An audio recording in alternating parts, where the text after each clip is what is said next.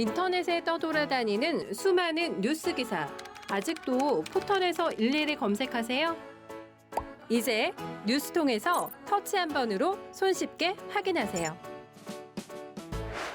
최근 내가 구독한 기사를 분석해 오늘의 기사를 추천하는 개인 맞춤형 AI 뉴스. 나만의 공간인 뉴스북에서 콘텐츠를 편집하고 이용자와도 활발한 소통이 가능합니다. 사진과 영상 자유롭게 이동하고 언론사 기자들이 실시간으로 업로드하는 동영상도 확인해보세요.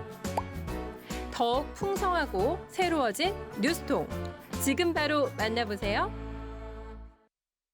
안녕하십니까 여러분, 제 간둥이 사이다 박준입니다. 어제 윤석열 내란 수괴 혐의 제2차 공판이 열렸습니다. 어제는 피고인 출석 장면, 출석해서 앉아있는 모습 촬영이 된 상황이었는데 눈에 띄는 부분이 있죠.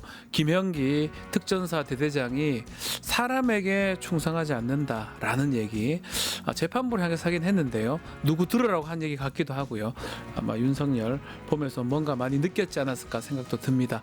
자, 오늘도 시원하고 재밌는 소식들로 여러분 출근길 함께 하겠습니다. 생방송 중 댓글 참여 많이 부탁드리고요. 박준의 뉴스 인사이다 지금 바로 시작하겠습니다.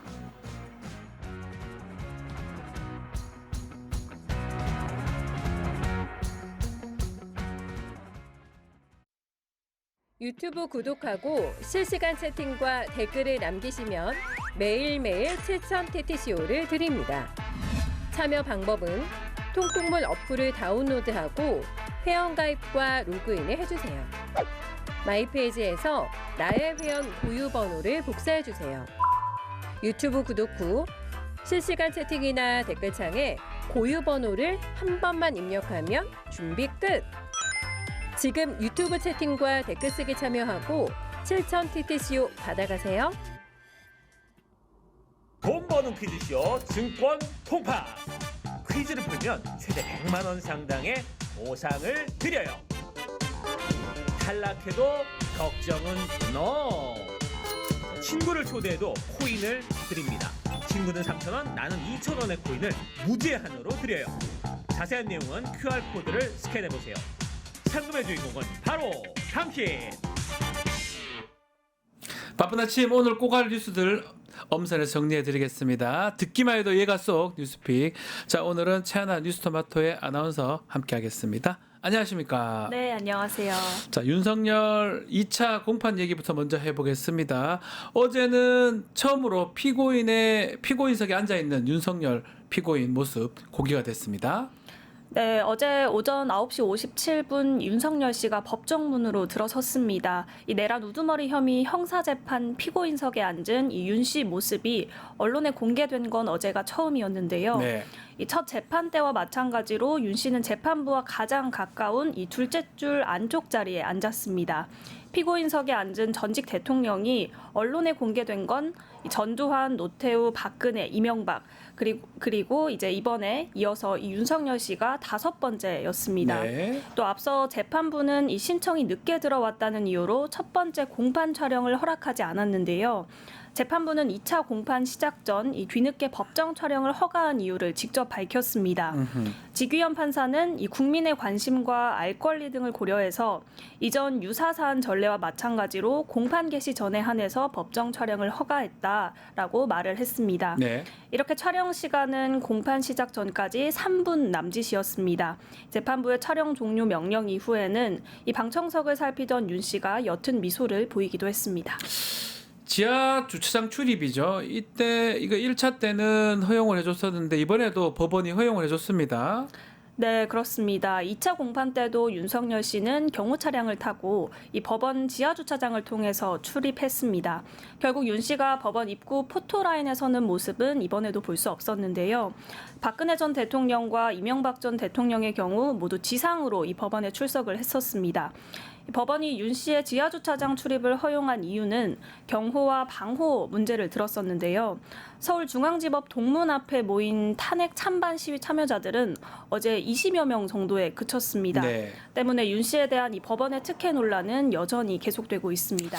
자, 어제 재판 상황 좀 보면요. 증인 신문을 계속 하고 있는데 조성현 수도방위 사령부 제1경비단장 1차 공판 때도 나왔지만 2차 공판 때도 증인으로 출석을 했습니다. 네, 이 조성현 수방사 경비단장은 이진우 전 수도방위 사령관으로부터 이 국회의원을 끌어내라는 지시를 받았다고 다시 한번 확인했습니다. 윤석열 씨 측은 이를 두고 지시가 군사 작전으로 가능한 지시처럼 보이냐라고 물으면서 이 신빙성을 물고 늘어졌는데요. 네. 그러자 조 단장은 이 불가능한 지시를 왜 내리는지 모르겠다라고 반박했습니다. 뿐만 아니라 이 윤 씨 측이 원래 기억은 점점 희미해지는 게 아니냐. 라고 묻자 조 단장은 특정한 기억은 점점 더 도드라질 수도 있다라고 맞받아쳤습니다. 나아가서 조 단장은 질서 유지를 위해서 이 국회에 병력을 투입했다는 윤 씨 측 주장에 대해서도 안전이 목적이라는 건 사후적이었다라고 다시 반박했습니다. 네, 불가능한 지시를 왜 내렸는지 모르겠다 이렇게 반박을 한 상황인데 김형기 특전사 1대대장 이 역시 2차에서 공판 출석을 했습니다. 또 일관된 증언을 계속 했네요. 네, 그렇습니다. 이 김형기 특전사 1특전 대대장은 증인 신문을 마친 뒤 꼭 드리고 싶은 말이 있다면서 심경을 밝히기도 했는데요. 김 대대장은 군 생활 23년간 바뀌지 않은 게 있다라면서 국가와 국민을 지키는 것이다라고 말했습니다. 그러면서 사람에게 충성하지 않고 이 조직에 충성하고 그 조직은 국가와 국민을 지키라고 했다라고 말했습니다.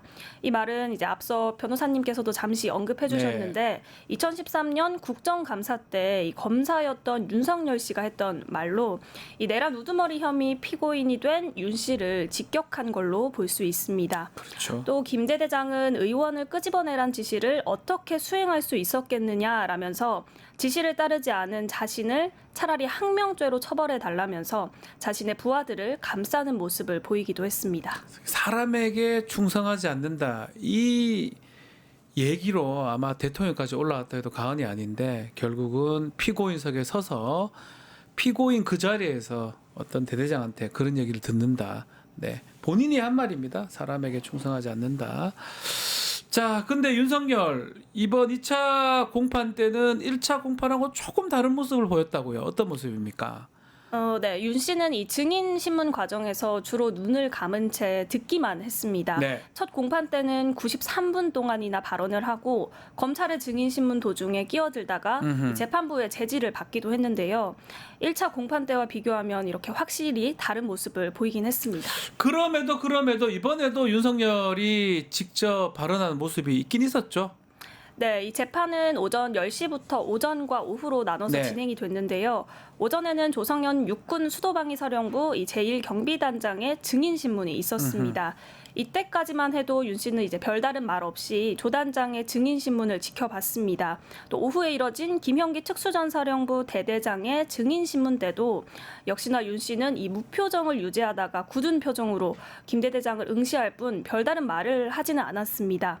그런데 이 증인 신문이 끝난 뒤에 검사와 변호인 측이 절차 진행과 관련해서 공방을 이어나가자 네. 윤 씨가 6분간 직접 발언을 시작했습니다.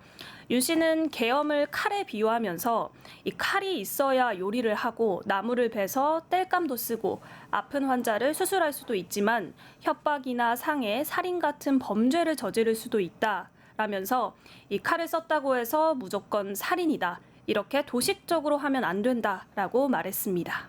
말이 안 되는 얘기를 하는 것 같아요.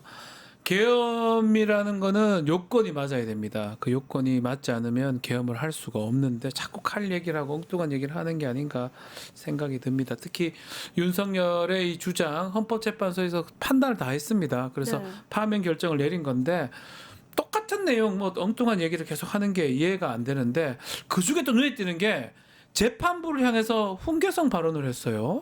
네, 그렇습니다. 이 재판부는 오전 10시부터 오전과 오후로 나눠서 진행이 됐는데요. 오전에는 조성현 육군 수도방위 사령부 제1경비단장의 증인 신문이 있었습니다. 또 오후에 이뤄진 김형기 특수전사령부 대대장의 증인 신문 때도 역시나 윤 씨는 이 무표정을 유지하다가 굳은 표정으로 김 대대장을 응시할 뿐 별다른 말을 하지는 않았습니다. 네, 이 윤 씨는 내란죄라는 법리를 그대로 제대로 세워서 여기에 맞게 재판해 달라라면서 재판부에 요구를 했습니다. 또 법리대로 하면 증인들에 대해서도 과감히 동의하겠다라면서 재판을 효율적으로 끝낼 수 있을 것이란 훈계성 발언까지도 서슴지 않았습니다. 참. 이제 그러자 여기에 대해서 이 지귀현 부장판사가 재판부는 내란죄 법리 기준을 명확하게 가지고 있다. 라면서 거기에 대해서 의심하면 잘못된 것이라고 지적하면서 불쾌한 기색을 드러냈습니다. 지난 재판에서 재판부는 이 윤 씨에게 검찰보다 20분이나 길게 모두 발언을 할 수 있게 하고 네. 또 검찰의 증인신문 도중 윤 씨가 끼어들어도 아무런 제지를 하지 않았는데요. 이번에는 이 지부장 판사가 윤 씨 측이 같은 질문을 반복하자 증인 말을 듣고 질문하라 라면서 이 적극적으로 개입하는 모습을 보였습니다. 네. 이제 아무래도 이번에 재판부가 윤 씨에 대해서 저자세라는 논란을 의식한 것으로 보입니다. 네, 자 이런 가운데 대통령실 홈페이지 셧다운이 됐던 거 관련해서 논란이 일고 있는데요. 뭐가 문제인지 한번 짚어주시죠. 네, 윤석열 씨가 파면된 지난 4일 오후 네. 이 대통령실 홈페이지가 갑자기 중단됐습니다. MBC 단독 보도에 따르면 헌법재판소의 파면 선고 직후인 11시 32분에는 아무런 문제가 없었는데 오후 5시 32분에는 홈페이지 접속이 완전히 끊긴 것으로 확인이 됐습니다. 그리고 보름이 지난 지금까지도 이 서비스 점검 중이라면서 이 서비스가 일시 중단된다라는 안내 문구만 남아있는 상황인데요. 그간 대통령실이 홍보해온 이른바 국정 비전을 현재는 볼 수 없는 상태입니다.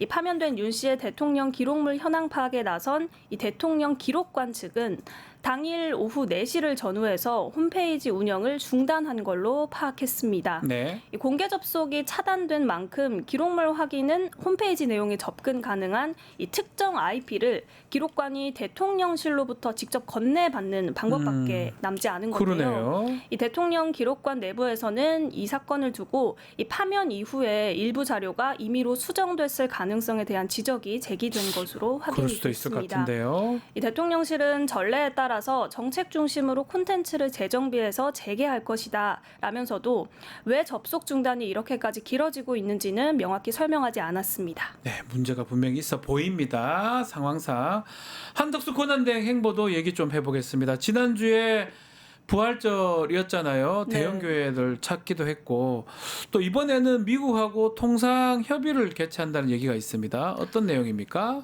네, 이 한덕수 대통령 권한대행은 다가오는 24일 밤 9시 한국과 미국이 상호 관세 등을 논의할 이제 2+2 고위급 통상 협의를 진행한다고 밝혔습니다. 네. 또 한 대행은 이 미국 측 요청으로 우리나라와 협의를 시작하게 된 것은 미국도 우리와의 관계를 중시하고 있음을 보여준 것이다라고 자평하기도 했습니다. 그러면서 정부는 국익 최우선의 원칙 하에 미국과 차분하고 진지하게 협의를 해서 양국이 상호 윈윈할 수 있는 방안을 찾는 데 총력을 기울이겠다면서도 또 이제 트럼프 대통령과의 통화에서 언급된 무역 균형, 조선, 또 액화 천연가스 이 3대 분야를 중심으로 양국 간 상호 호혜적인 합의점을 모색해 나가겠다라고 강조했습니다. 급한 게 아닌데 자꾸 자기가 하려고 해요. 그러니까요. 자, 이게 참 본인이 뭔데 자꾸 하려고 하는지 새로운 정부가 들었으면 거기서 하도 되고 40여일밖에 안 남았는데 그래서 자꾸 한덕수 대행 행보를 두고 비판의 목소리가 점점 커지는 것 같습니다. 또 외신하고 인터뷰에서 방위비 협상이 사실은 지난해 끝났습니다. 바이든 정부 때 재개할 수 있다 이런 발언에서 논란이 되고 있어요. 네, 이 한미 고위급 통상 네. 협의를 앞두고 이 한덕수 권한대행은 영국 파이낸셜 타임즈와 인터뷰를 했습니다. 그런데 관세를 비롯한 이 무역 현안과 주한미군 방위비 분담 문제를 함께 논의할 수 있냐라는 질문에 한 대행은 안보 문제를 논의할 명확한 틀이 없다라면서도 이 사안의 성격에 따라 이미 바이든 행정부와 체결한 이 주한미군 주둔 관련 협정을 다시 논의할 의사가 있음을 시사했습니다. 무역과 안보를 분리한다는 이 우리 정부의 기본 원칙과는 완전히 다른 발언인 겁니다. 네, 이것도 자기가 왜 지금 하려고 하고 방위비 협상은 새로 한다는 게 불리한 겁니다. 본인이 자신이 없으면 입을 뚝 닫고 그냥 가만히 있으면 되는데 이렇게 본인이 나서는 거는 뭔가 다른 의도가 있는 게 아닌가. 국익보다는 자신의 개인적 정치적 이익이 아닌가. 그래서 그 얘기 계속 나오는 거죠. 대행 역할만 하면 됩니다. 납득하기가 어렵습니다. 자, 대선이 이제 다가오고 있기 때문에 대선 주자 발언 중에 짚어봐야 될 말말말 오늘도 소개해드리겠습니다. 자, 어떤 장면 먼저 소개해 주십니까? 네, 오늘 준비한 영상 홍준표 후보입니다. 아하. 이 한덕수 출마론에 대해서 국민의힘 주자들은 여전히 이견을 보이고 있습니다. 홍준표 후보는 한대행 출마에 대해서 이 비상식적이지만 나쁘지 않다라는 입장을 밝혔는데요. 이 관련 영상 보고 와서 다시 이야기 이어가겠습니다. 오늘 지도부에서 그 당의 문호를 활짝 열겠다, 진영을 따지지 않고, 그래서 뭐 입당이나 독당 같은 거 정면으로 재검토하고 시켜줄 수 있다는 취지로 말을 했는데 어떻게 평가하세요? 그거 지금 대선 때는 지게작대기도 필요해요. 어느 누구라도 필요해요. 대선 때는 지게작대기도 필요하다. 들어오는 사람 다 들어와야지. 남극이 반대하거나 그런 생각 초도 없어요. 한덕수도 빨리 그만두고 입당했으면 좋겠네요. 감사합니다. 여기까지 하겠습니다. 어머니 고생하셨습니다. 네, 홍준표 후보입니다. 네. 네, 이 장면은 홍준표 후보가 어제 서울 여의도 캠프 사무실에서 열린 이 비전 발표회 기자회견에서 이 당의 문을 활짝 열겠다는 당 지도부 입장에 대한 생각을 묻는 질문에 답하는 모습입니다. 네. 앞서 권영세 국민의힘 비상대책위원장은 같은 날 오전 비상대책위원회에서 이 국민의힘은 오늘 당의 문을 다시 활짝 열겠다라면서 이 잠시 당을 떠났던 분, 또 다른 정당에 몸담았던 분들 과거에 연연하지 않겠다라고 말을 했는데요. 홍 후보는 이 한대행을 언급하면서 이런 당 지도부의 방향성에 공감한다는 뜻을 밝힌 겁니다. 그래요. 홍준표 후보. 자, 오늘 저녁 결국 본선 4명을 가리는 국민의힘 1차 컷오프 진행이 되는데 4명입니다. 4명. 4명 누가 됩니까? 네, 4명 누가 될지 지금 관심이 쏠리고 있는데요. 그렇죠. 예. 어떤 후보들이 1차 컷오프를 통과하느냐에 따라서 이 앞으로의 경선 구도가 달라집니다. 이 4강행 티켓 결정을 하루 앞두고 이 나경원, 안철수 후보는 모두 대구로 향했습니다. 이 특히나 경쟁이 유력한 두 후보는 서로를 겨냥한 설전을 이어갔는데요. 나 후보가 과거 당적 변경 이력을 언급하면서 이 남의 둥지에 알 낳는 뻐꾸기에 비유를 하자 안 후보는 단일화를 통해서 여당이 됐다라면서 이 지난 3년간 여당 중진 혜택을 본 사람이 나경원 후보다라면서 오히려 고마워하라라고 맞받아쳤습니다. 네. 또 나 후보를 향해서 탄핵 각하를 외치더니 이제 탄핵이 인용되자마자 대선판에 뛰어든 모습이 모렴치의 끝이다라는 말도 덧붙였습니다. 자, 더불어민주당은 각 후보별로 정책 대결이 주목받고 있는 모습입니다. 네, 이 더불어민주당 이재명 후보는 나도 큰 개미 중 하나였다라면서 이 금융계 관계자들을 만나서 코스피 지수 5천 시대를 약속했습니다. 불공정한 자본시장을 개선하고 국내 증시 저평가 현상을 해소하는 방안으로 이 주주 이익을 보호하는 내용의 상법 개정안을 다시 꺼내든 겁니다. 또 이 후보는 지난번에 담지 못한 이 집중 투표제 의무화와 감사위원 분리 선출 제도까지 포함하겠다는 계획입니다. 네. 한편 김경수 후보의 경우에는 이 후보와 달리 국민 기본생활보장제도라는 이 소득 보장 정책을 꺼내 들었습니다. 또 검찰청 폐지와 수사 기소 기능 분리, 또 공수처 권한 확대 등 이 사법 개혁 방안과 군 징병, 모병, 훈용제도 함께 공약을 했는데요. 반면에 김동연 후보는 성평등 카드를 꺼내 들었습니다. 특히 강간죄 성립 요건을 이 가해자의 폭행 또는 협박에서 피해자 동의 여부로 고치는 이 비동의 강간죄를 추진하겠다고 밝혔는데요. 네. 그 외에도 성별 임금 격차 해소법 제정, 또 여성가족부 강화 등의 정책으로 2030 여성들의 표심 공략에 나섰습니다. 네. 여기까지 듣겠습니다. 뉴스픽 최하나 아나운서 감사합니다. 네, 감사합니다. 자, 저는 이어서 의사당 1번 출구로 돌아올 테니까요. 어디 가지 마시고 조금만 기다려 주십시오.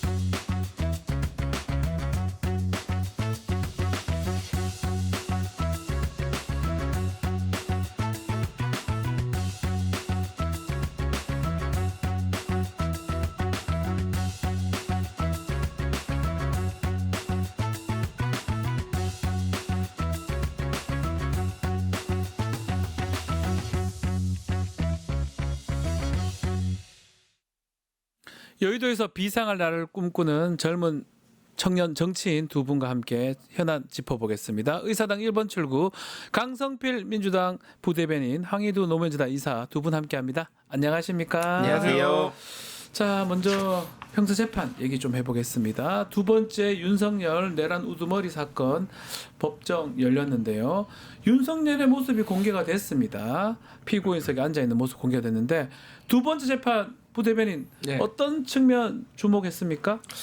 저는 이제 진작부터 사실 윤석열의 모습이 공개가 됐었어야 합니다. 제가 알기로는 이 대법원 규칙에도 보면 이 전례에 따른다라고 나와 있거든요. 이 전례라는 게 뭐겠습니까? 과거에 전두환, 노태우, 이명박, 박근혜 전 대통령들 다 법정에 섰을 때 하다못해 수의 입은 옷까지 싹 다 공개했던 됐습니다. 거 아니겠습니까? 예. 이것은 단순히 윤석열의 어떤 그 수치와 부끄러움에 대한 문제가 아니라 이것은 역사의 기록이기 때문인 겁니다. 네. 그러니까 역사의 기록이라는 건 뭐냐? 좋든 싫든 그걸 다 낱낱이 기록을 투명하게 해가지고 후대의 잘못은 그대로 반복해서 안 된다는 교훈을 주는 것이고 또 잘된 것은 그대로 또 본받게 하도록 하는 데 의미가 있는 것이거든요. 근데 그런 차원에서 윤석열은 왜 이런 특혜를 줬는가? 제가 봤을 때 전직 대통령들은 다 보니까 법률가가 아니었더라고요. 근데 검찰총장 출신이기 때문에 그러네요. 이런 배려가 있었던 것 같고 또 첫 번째 공판 같은 경우는 검찰 측에 짓는 신문이기 때문에 재판받던 전직 대통령 보니까 다 법조인 출신들이 네. 아니네요. 아니다 보니까 이제 뭐 쉽게 말해서 네트워크가 부족했나 보죠. 네. 근데 이제 검찰 측 신문이기 때문에 첫 번째 날은 윤석열이 말이 많았던 거죠. 네. 이렇게 저렇게 불만을 말하고 다 말도 안 되는 소리고 두 번째 같은 경우는 아무래도 피고 측 증인 신문이기 때문에 비교적 말이 없었던 것 같은데 이 국민들이 다 보고 있고 지귀현 판사 네. 더 이상 특혜 줘서 안 되고 그다음에 지하 주차장으로 들어가는 문제도 이것은 반드시 개선돼야 된다고 생각합니다. 이건 해결이 돼야 된다. 고등법원장의 권한이긴 하지만 네. 고등법원장 누가 임명했습니까? 대법원장이 한 거고 대법원장 누가 임명했습니까? 윤석열이 임명한 거 아니겠습니까? 거죠? 예. 국민들이 다 보고 평가한다는 점 알아야 됩니다. 어떻게 보셨습니까, 황희두 이사? 저도 이제 그 비공개 재판으로 진행이 되면서 예. 많은 시민들이 그동안 비상식적인 모습들을 많이 보니까 별의별 생각을 할 수밖에 없지 않습니까? 이거 윤석열이 결국 내란죄로 처벌 못 받게 해주려는 거 아니냐 뭐 이런 얘기부터 봐주려고 특혜 주는 예. 거 아니냐. 그래서 예. 이런 거 아니냐는 얘기도 충분히 저는 설득력 있다 보고 어쨌든 지기현 씨의 모습도 드러나지 않았습니까? 네. 그래서 결국에는 이게 뭐 유시민 작가님 같은 경우에는 계속 기억날 때마다 그러니까 계속 기억하고 틈날 때마다 이제 계속 얘기를 하겠다 이렇게 말씀하신 것도 굉장히 중요한 의미가 있다 보고요. 그리고 어쨌든 어제는 이제 윤석열이 동네북이 됐다는 걸 이제 보여주는 그런 날이 아니었나 싶습니다. 특히 저는 어제 재판에서 그 김영비 대대장이죠. 네. 사람에게 충성하지 않는다 하고 싶은 말씀이 있다. 재판부한테 하긴 했지만 네. 실제로는 들으라고 하는 소리 같기도 했어요. 맞습니다. 그러니까 이번에 불법적인 비상계엄을 막은 게 이 겉보기로 보기에는 민주당의 국회의원들이 노력한 것도 분명히 있지만 네. 사실 이런 분처럼 숨은 곳에서 적극적이 아니라 소극적으로 업무를 태만하고 그 잘못된 부당한 지시를 지키지 않은 이런 참문 군인들이 있었기 때문에 그러니까요. 비상계엄이 제대로 실행되지 않았던 것이고 저는 윤석열은 창피함을 못 느낄 것 같습니다. 아, 이걸 왜냐하면 사람이 보니까 끝까지 이기적인 거예요. 그러니까 본인이 지금 보수 정당에게 탈당을 해주고 떠나주는 것이 도움이 되고 그게 사람 된 도리라는 걸 알면서도 사저에 아무도 안 찾아온다고 불평불만이 나고 대노나 하고 있고 네. 그리고 이것도 안 먹히니까 이제 신당 창당한다고 하면서 국민의힘을 압박하는 그러니까 끝까지 이기적인 모습 아니겠습니까? 네. 이런 사람이 뭐 이런 참 군인이 한다는 말을 제대로 듣기나 하겠습니까? 창피를 못 느꼈을까요? 네, 뭐 못 왜냐면은 느꼈을 것이다. 지금 뭐 김계몽 씨도 SNS에 사진 올리고 있잖아요. 김계리 계몽. 예, 그리고 예. 이제 뭐 윤버지라고 스스로 생각하겠죠. 네. 이게 어떤 아버지의 고난인가 약간 이런 생각을 스스로 할지 모르겠으나 네. 어쨌든 지금 윤 어게인 신당 얘기가 나오면서 지금 어쨌든 국힘 조기 대선 후보들 입장에서는 이제 망한 거거든요. 네. 그리고 사실 조성현 수방사 경비단장도 윤석열 측에서 계속해서 떼쓰기를 하면서 막 기억력 문제 삼고 막 신빙성을 문제 삼으려 했지만 바로 받아치더라고요. 그리고 더 논리적이에요. 네, 더 윤석열 논리적이고. 측보다. 그러니까 예. 이게 저 동네북이 됐다는 게 이제 입증이 됐기 때문에 그동안 좀 눈치를 보던 사람들도 있을 수밖에 없는데 네. 이들도 이제 하나둘씩 뚫리겠다. 재판하면 할수록 더 네. 불리해질 것 같아요. 맞습니다. 그리고 그 재판 자체가 헌법 재판으로 대부분 다 봤던 거예요. 네. 그걸 더 구체적으로 하는 거기 때문에 아마도 더 나빠지지 않을까 네. 저는 생각을 해보는데 동네 북이 됐다. 네. 이 말씀 알겠습니다. 재판 날짜가 조금 많이 미뤄지긴 했는데 글쎄 증인신문 위주로 빨리빨리 좀 진행이 돼야 될 것 같긴 한데요. 지켜보기로 하고요.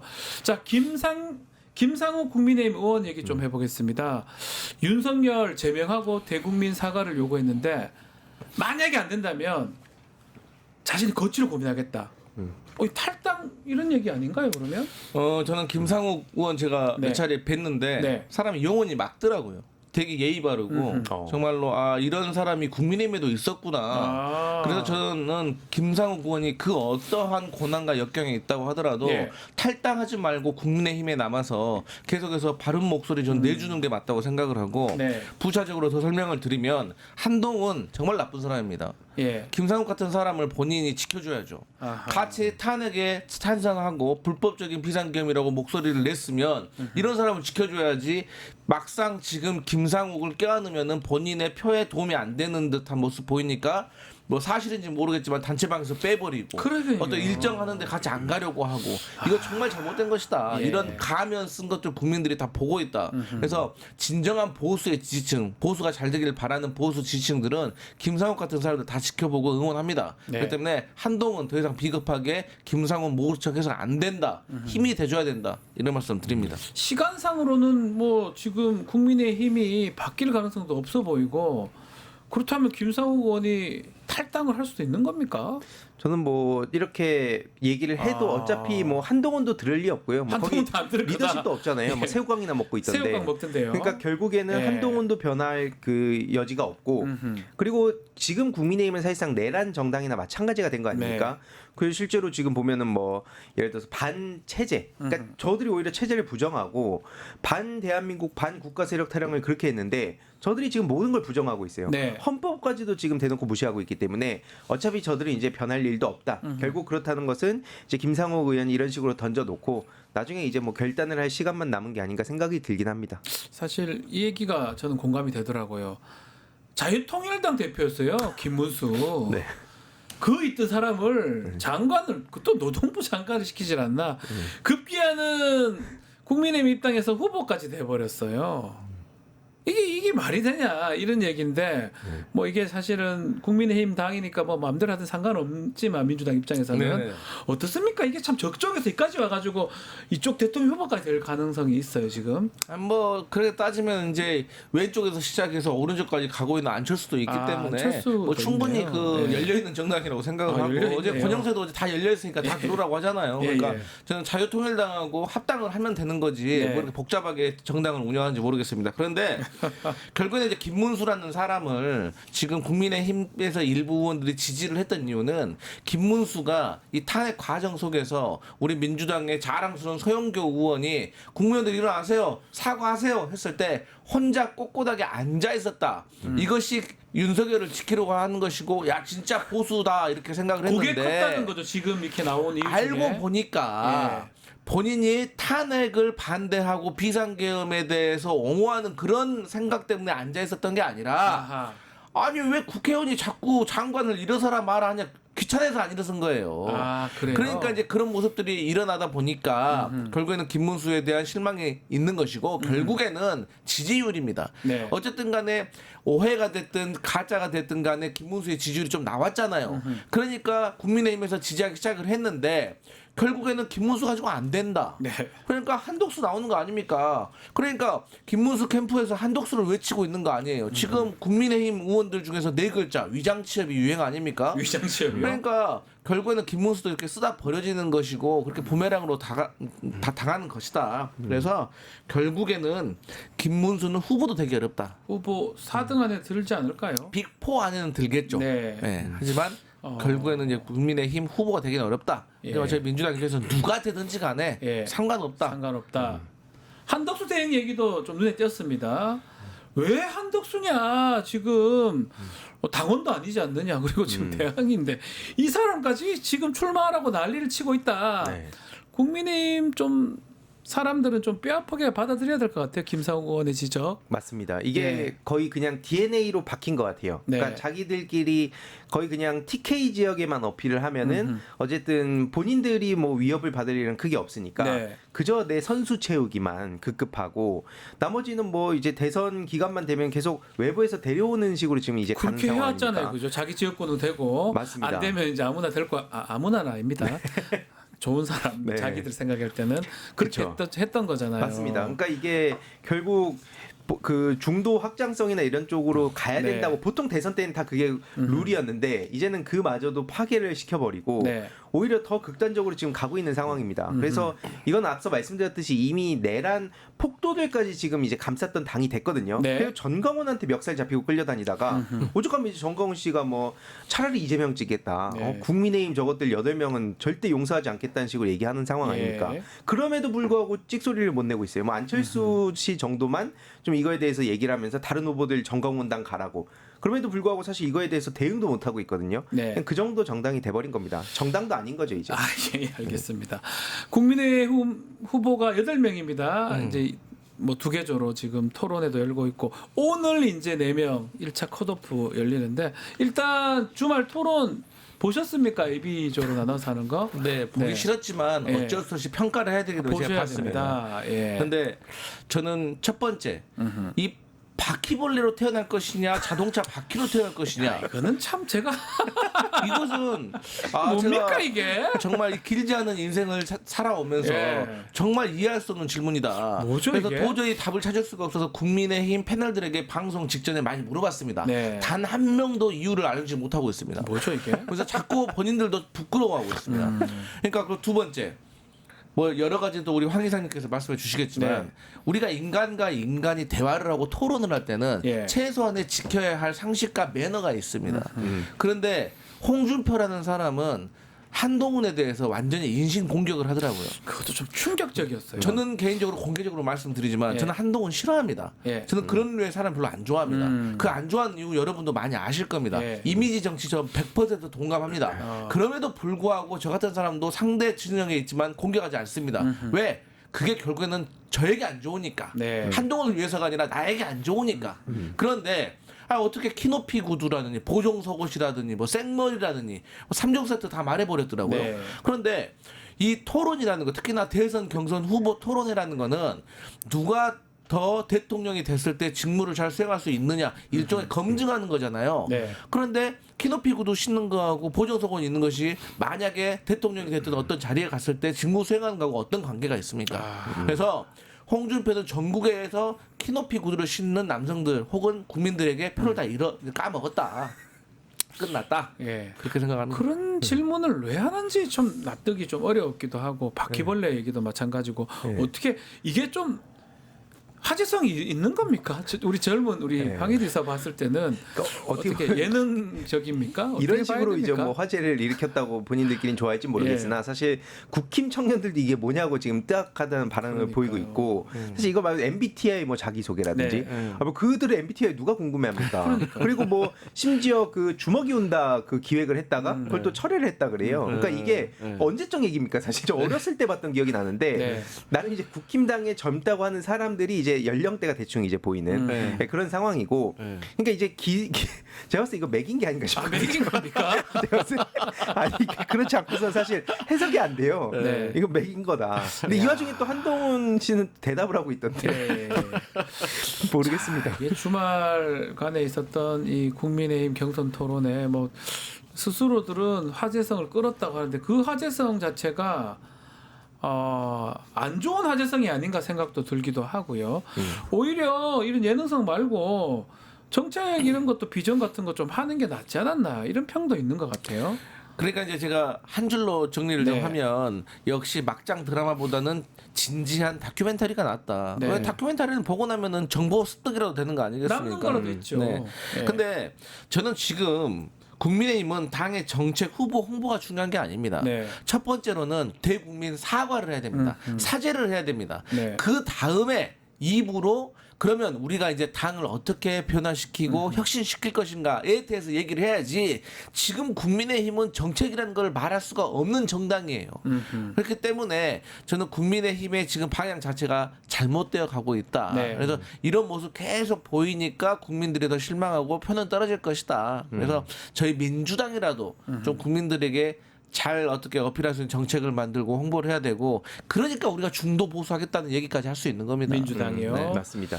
이게 근데 가만 생각해 보니까 네. 오히려 저걸 뭐 바퀴벌레 바퀴 이 비율을 그러니까 네. 잘 준비했네요. 왜냐하면 앞에 우리 부대변인님 말씀처럼 네. 할 수가 없잖아요. 예. 준비된 정책 공약도 없잖아요. 예. 그러니까 이제 이런 식으로 원래 내가 막 준비한 게 있는데 준비를 저 이상한 걸 해가지고 내가 말을 못했다. 네. 라고 이제 빠져나갈 수라도 있지 않나. 아하. 왜 어떻습니까? 이게 저는 국민의힘 지지자들이 많은 수가 젊은 분들보다는 좀 나이가 있는 분들이 많은데 젊은 층 겨냥해서 이렇게 했다고 하거든요. 젊은이들. 네. 우리 젊은이들이 보면 좋아합니까? 우와 MBTI가 그렇다고? 바퀴면 와이 신박한데 우와 대박 이렇게 됩니까? 저는 신기했어요. 그러니까 이게 뭐 사실 민주 진영이나 뭐 진보 진영 말할 것도 없고 네. 국힘당 내에서도 청년 그룹들이 비판했다고 하니까 그러니까요. 그 이상의 설명이 필요 없어 보입니다. 저 솔직히 물어보고 싶더라고요. 예. 그 뭐 ENTJ 나오면 너 무슨 차이 있는 줄 알아? 물어보고 싶더라고. 모를 것 같아요. 모를 것 저분들. 같아. 진짜 해봤나? 그치. 저도 ENTJ인 거 네. 비슷하고 그 대부분 비슷하지 않나요? 이렇게 활동하는. 저도 2번 해봤는데 ENTJ더라고요. 저도 그러니까 그 뭐가 중요해요? 뭐 어때요? 아니 차라리 저는 그 물병자리 그런 예. 것들이 오히려 예. 그 테마에 맞다. 김문수 씨한테는 그런 것이 맞다. 네. 사실 근데 지금 국민의힘의 주술에 빠져가지고 네. 이 어떤 사주 이런 얘기하기 좀 그렇잖아요. 네, 그런 그렇죠. 이미지를 좀 벗어보려고 한 것 같은데 안 맞다. 자 이제 오늘 결정이 납니다. 4명으로 추려지는데 누가 될 것 같습니까?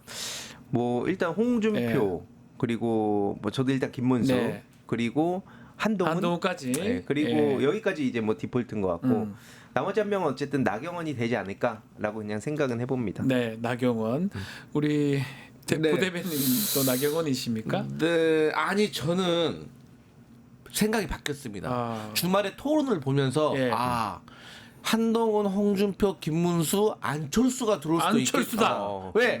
안철수 후보가 이게 좀 위기감을 느꼈는지 그냥 뭐 난사를 다 해버리더라고요. 다 막 쏴버리더라고요. 근데 그중에 좀 맞는 말도 있어요. 예. 그러니까 탄핵에 대해서 찬성했던 거 그런 내용에 대해서 맞는데 나경원 같은 경우는 우리 소위 말하는 너무 똥볼을 차더라고요. 네. 그러니까 그게 뭐냐? 첫 번째 이념이 밥이다. 이념이 어떻게 밥이 될 수가 있어요? 건국절에 대해서 논쟁을 하는 게 홍범도 장군 관련해 가지고 논쟁을 벌이는 게 어떻게 밥이 됩니까? 첨단 과학기술에 대해서 얘기해야지 밥이 생기는 거지. 그리고 중도가 없대요. 대한민국에 중도가 없습니다. 여론조사를 하면 잡히는 중도는 그러면 뭐예요? 허수입니까? 그래서 저는 나경원 후보가 너무 마음이 급해가지고 똥볼을 차서 저는 오히려 이번에는 안철수가 올라갈 가능성도 있겠다.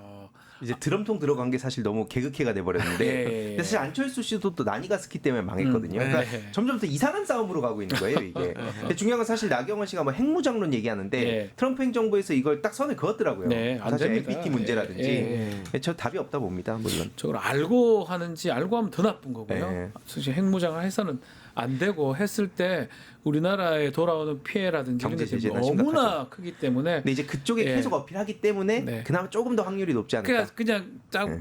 좀 그거 관심 없는 그리고 그 내용을 정말 안 보려고 하는 국민들한테만 얘기하는 것 같아요. 네, 그러니까 맞습니다. 대부분의 국민들은 그게 안 된다는 걸 알거든요. 그쵸. 미국하고 관계상 네. 근데 그 사람들한테만 계속 어필하니까 나경원, 안철수. 야, 근데 저는 뭐 둘 다 누가 되든 간에 결승에 못 갈 거니까 별 상관.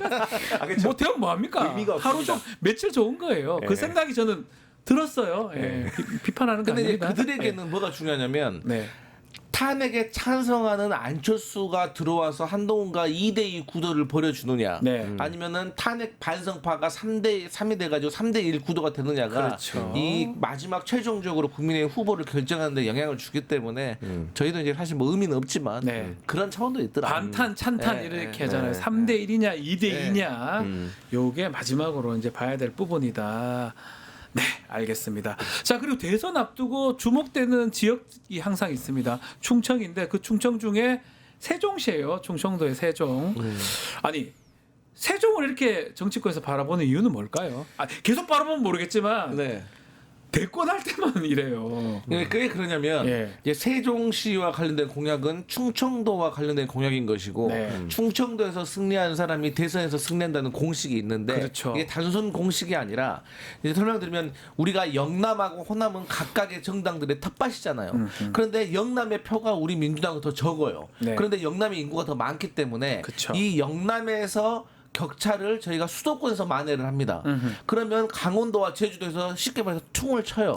그러면 결국에는 이 충청도에서 표를 가져와야 되고 여기서 이 예. 승패가 갈려 또 있네요. 충청도가 이 중도층 아직 표심을 정하지 못한 유보층의 어떤 가늠자가 될 수 있다는 어떤 분석이 있기 때문에 충청도에 공을 들이는 거고 네. 그 일련의 차원으로서 이제 세종시가 이제 행정 수도로 이제 오래전부터 노무현 전 대통령 때부터 거론이 되어 왔기 때문에 저희가 이제 공을 들이는 또 거죠. 가늠하기가 어려워요. 충청도는 보면 네. 정해져 있지 않아요. 좀 죄송한 얘기지만 네. 물 같다고 생각이 네. 들어요. 이렇게 언제든지 변할 수 있는. 네. 그래서 각 당에서 상당히 신경을 쓰는 거 아닌가 생각 들거든요. 사실 앞에 말씀 주셨던 네. 대로 이제 나경원 씨한테는 없는 존재인 거잖아요. 네. 이제 그런 분들은 예. 사실 근데 이제 균형 발전의 심장이라는 네. 게 전 되게 중요한 키워드였다 봅니다. 그러니까 지금 수도권 초과밀 문제 네. 그리고 이제 그 지역 소멸 문제 네. 그래서 결국에는 이 균형 발전 어떻게 할 것이냐라고 봤을 때 지리적으로 보더라도 지금 세종이 너무 중요한 위치에 있는 것이고 그래서 앞서 말씀드렸듯이 노무현 대통령께서는 이제 2003년도쯤부터 계속 이거를 그 관철시키려고 했으나 갑자기 무슨 뜨악스럽게 관습헌법 얘기가 나왔잖아요. 헌법재판소. 사실 저는 이게 되게 의미가 있다 보는 게 예. 좀 그 민주당을 싫어하는 온라인 커뮤니티들 있잖아요. 네. 정치 얘기를 별로 안 하는 데서도 예. 주기적으로 올라오는 게 뭐냐면 과거 이 노무현 대통령의 행정수도 이전 요의 사례가 엄청 올라오더라고요. 네. 요즘 청년들한테 그때 당시에 정치권에서 특히 한나라당에서 환호를 했습니다. 이거 어그러지니까. 근데 그런 사례들이 계속해서 누적이 되었다 지금. 그로부터 지금 거의 20년 넘게 지금 시간이 흐르지 않았습니까? 근데 맞습니다. 결국 그 앞선 정치인들이 저 모양으로 했기 때문에 여기까지 지금 이렇게 문제가 커진 거다. 근데 그때 그래서 노무현 대통령을 호불호를 떠나서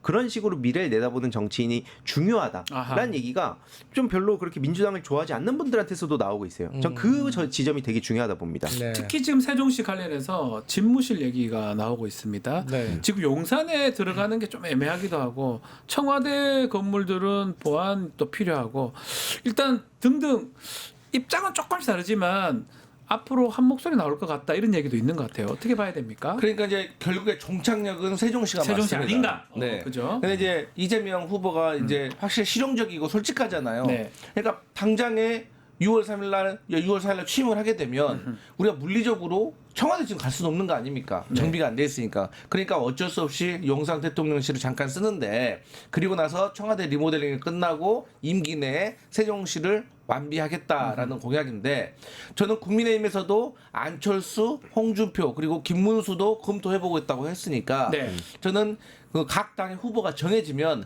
빨리 청와대를 리모델링 하는데 협의를 들어간다 생각을 해서 아예. 시간을 줄여야 된다라고 생각을 하고 그다음에 이제 그 다음에 청와대를 들어가야 되는데 사람들이 이제 잘 모르는 게 지금 용산 대통령실은 보안상으로도 상당히 허술한 점이 많습니다. 네. 왜냐 동네 인테리어 업체가 보안 공사를 했기 때문에 그래서 흰옥기 욕조탕은 괜찮을지 모르겠지만 그런 거잘 다른 만들겠죠. 보안 시설은 제대로 네. 되어 있지 않다. 오히려 청와대가 숨겨져 있는 나름의 공격과 방어를 할 수 있는 군사 시설이 제대로 되어 있기 때문에 전 당연히 청와대를 정비해야 되고 미국 백악관도 공개하잖아요. 그래서 이렇게 하는 것이 맞다. 그래서 각 당 후보 정해지면 빨리 청와대 리모델링에 들어가자.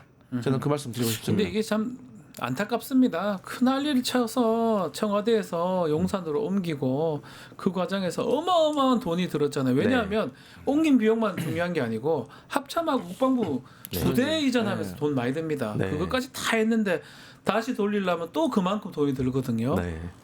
야, 근데 거기 지금 용산에 있을 수도 없는 것처럼 보이고 그런 등등의 사실 또 지금 인수위가 없어요. 네. 네. 그러면 바로 근무를 해야 되는데 네. 용산에 가는 것도 그렇고 참 이 뭡니까 맞습니다. 이게? 근데 이게 항상 민주당 정부만 들어서면 네. 이런 식으로 되게 인수위 없이 하게 되는 것도 너무 뼈아픈 대목인데 네. 결국에는 이제 용산 거쳐서 청와대 거쳐서 세종으로 가는 건 거의 그냥 이제 그 많은 시민들도 네. 공감대를 형성하고 있고 사실 국힘당도 아까 한나라당 시절엔 그 뭐 행정수도 이전을 이제 어그러진 거에 대해서 오히려 박수를 쳤다고 했지만 네. 지금은 그 사이에 또 너무 더 수도권 초과밀 문제가 심각해져가지고 지금은 그렇게 내놓고 웃지도 못하거든요. 네. 물론 이제 그런 사람들도 있겠지만 더 보편적으로 그렇게 하다가는 완전히 본인들이 이제 끝난다는 걸 알기 때문에 겉으로라도 그런 얘기를 잘 못합니다. 그래서 이제 아예 그리고 또 헌법까지도 바꾸겠다. 그래서 네. 행정수도 개헌이 또 되게 중요한 이슈가 되지 않을까 싶은데 어쨌든 뭐 그런 거 맞물려서 우리가 계속 관심을 가져야 되는 이유라고 생각합니다. 이번에는 좀 다를까요? 세종시 분들 또 충청도에 계시는 분들 네. 기대를 좀 해도 되는 겁니까? 저는 기대를 해도 된다고 생각하는 게 이재명은 합니다. 이재명 합니까? 네, 그러니까 뭐 구호 같은데. 예. 지금은 이재명인데 네. 근데 이제 저는 이제 우리 김동연 후보 네. 같은 경우도 이 충청 출신 아니겠습니까? 네. 그리고 여기에 대해서 본인이 행정가로서 약속을 했던 부분이 있기 때문에 그리고 이제 저는 전체적인 국토 균형 발전 차원에서 네. 대통령이 된 사람은 충청도에 대해서 그 했던 공약을 안 지킬 수가 없는 상황입니다. 그리고 이제 우리 김경수 후보가 말했던 메가시티 5개 공약에 대해서도 저는 상당히 공감을 하고 있습니다. 근데 이게 제 민주당만 공감하는 게 아니라 사실 국민의힘에서도 점점 수도 집중화로 되고 지방 도시가 소멸되고 있기 때문에 이 5개 도시에 대해서 과격화시키는 것에 대해서 저는 공감할 거라고 생각하고 네. 저는 다음 정부에서 반드시 해내야 된다. 저는 그렇게 생각합니다. 알겠습니다. 자, 오늘 말씀은 여기까지 듣겠습니다. 황희도 이사, 강성필 부대변인 두 분 감사합니다. 고맙습니다.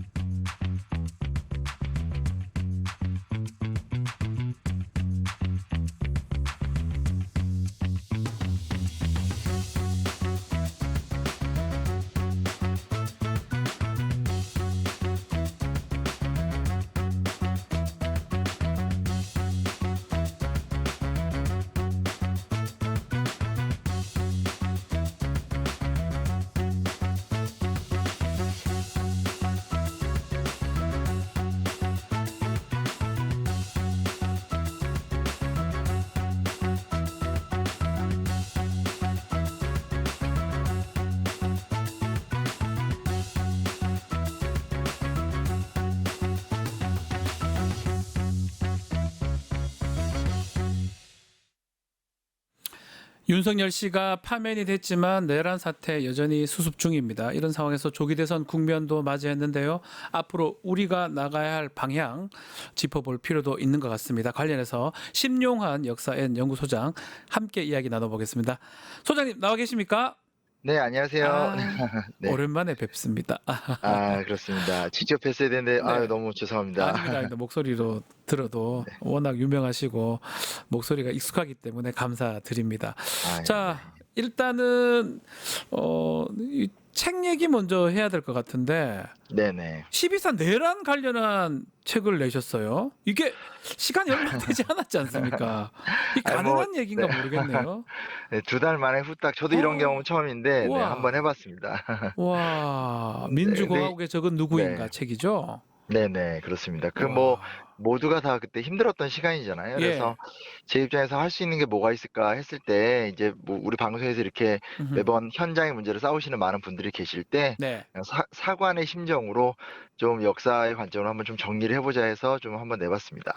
뭐 실력이나 이런 거는 모두도 알고 있지만 그래도 이 역사 관련된 또 현재 역사, 현재 상황이기도 하고요. 이렇게 네. 빨리 이렇게 한다는 게 사실 쉽지 않을 것 같긴 한데 저는 꼭 읽어보겠습니다. 작가님. 네.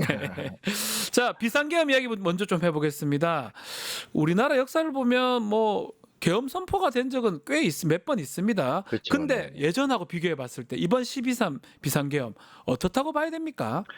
사실은 굉장히 좀 뜬금없는 사례라는 생각이 좀 들고요. 그리고 네.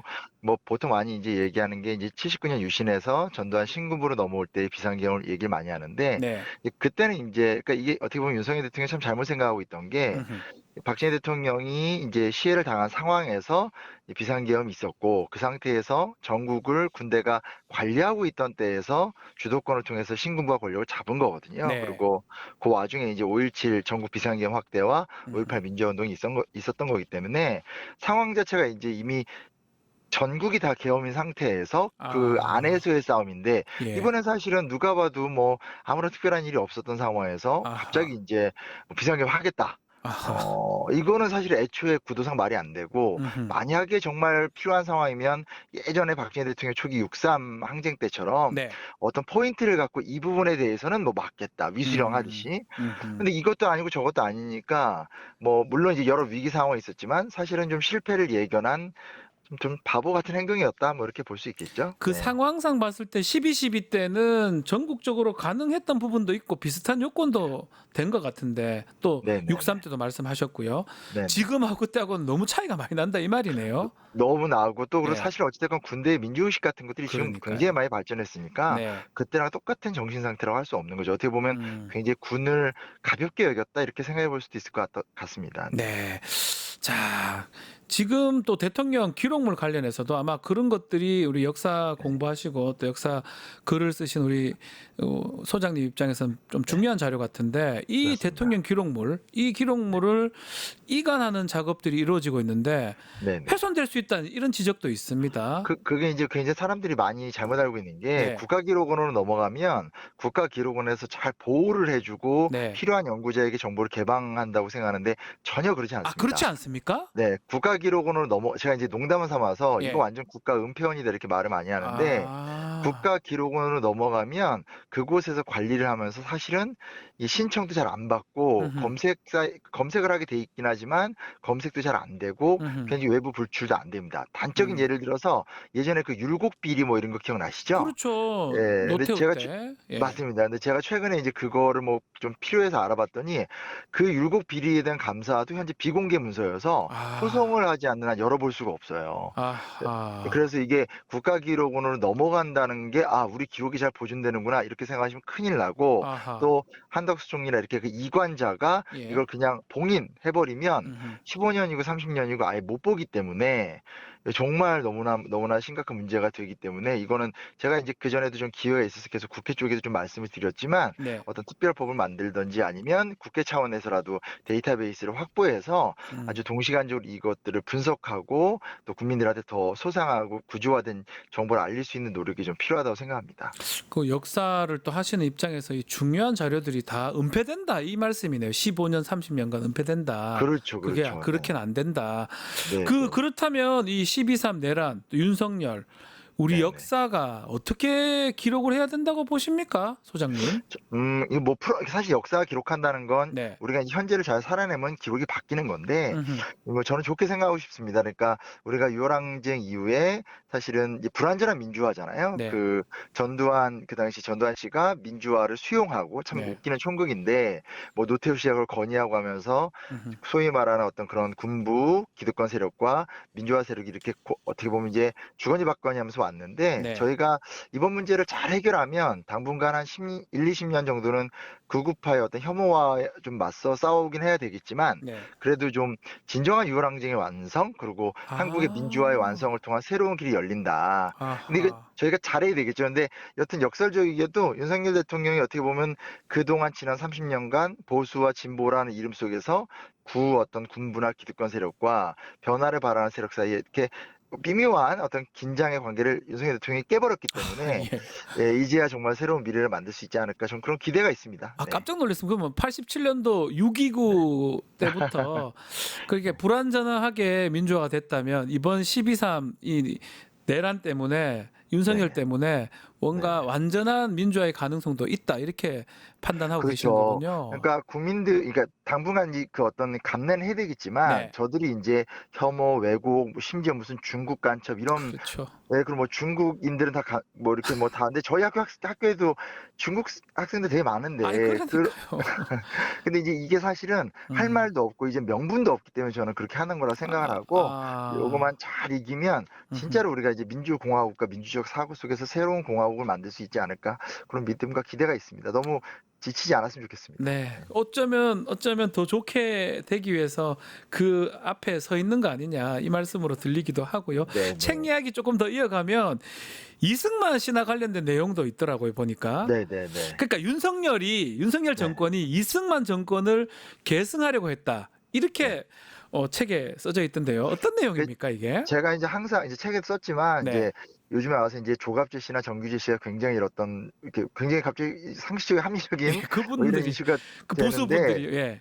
네, 근데 사실은 조갑재 씨나 저는 정규재 씨 반성해야 된다고 생각하는 게 아, 94년, 95년에 김영삼 정권기 때 소위 문민개혁이라는 게 있지 않았습니까? 네. 근데 그게 이제 사실 이렇게 쉽게 말하면 야권 인사인 김영삼을 데려와서 자기들이 원하는 대로 농락할 줄 알았는데 이게 생각보다 이제 개혁의 강도가 세지니까 95년 이 시점부터 월간조선이나 조선일보를 분석해 보면 네. 점점점 정부의 반기를 들고 그때부터 박정희 신화를 막 만들고 그리고 박정희 한 96년 넘어가면 이승만 신화를 만듭니다. 네. 그래서 그게 결국은 외환위기 이후에 박정희, 이승만의 신화로 왔고 이명박, 박근혜 대통령의 이제 어떤 등장이라는 건 박정희 신화에 의지한 거지만 탄핵으로 끝났지 않습니까? 그렇죠. 그러니까 사실은 논리적으로 보수 진영에서 가져갈 수 있는 건 이승만밖에 없는데 아, 이게 이승만은 정말 100% 그냥 거짓말이거든요. 예. 그러니까 이게 뭐 어느 정도의 이제 소위 좀 비속어지만 건덕지라도 있어야지 얘기가 되는데 아, 그냥 가공의 상상을 만들어 놓고 그걸 우상화시키면서 권력이 왔기 때문에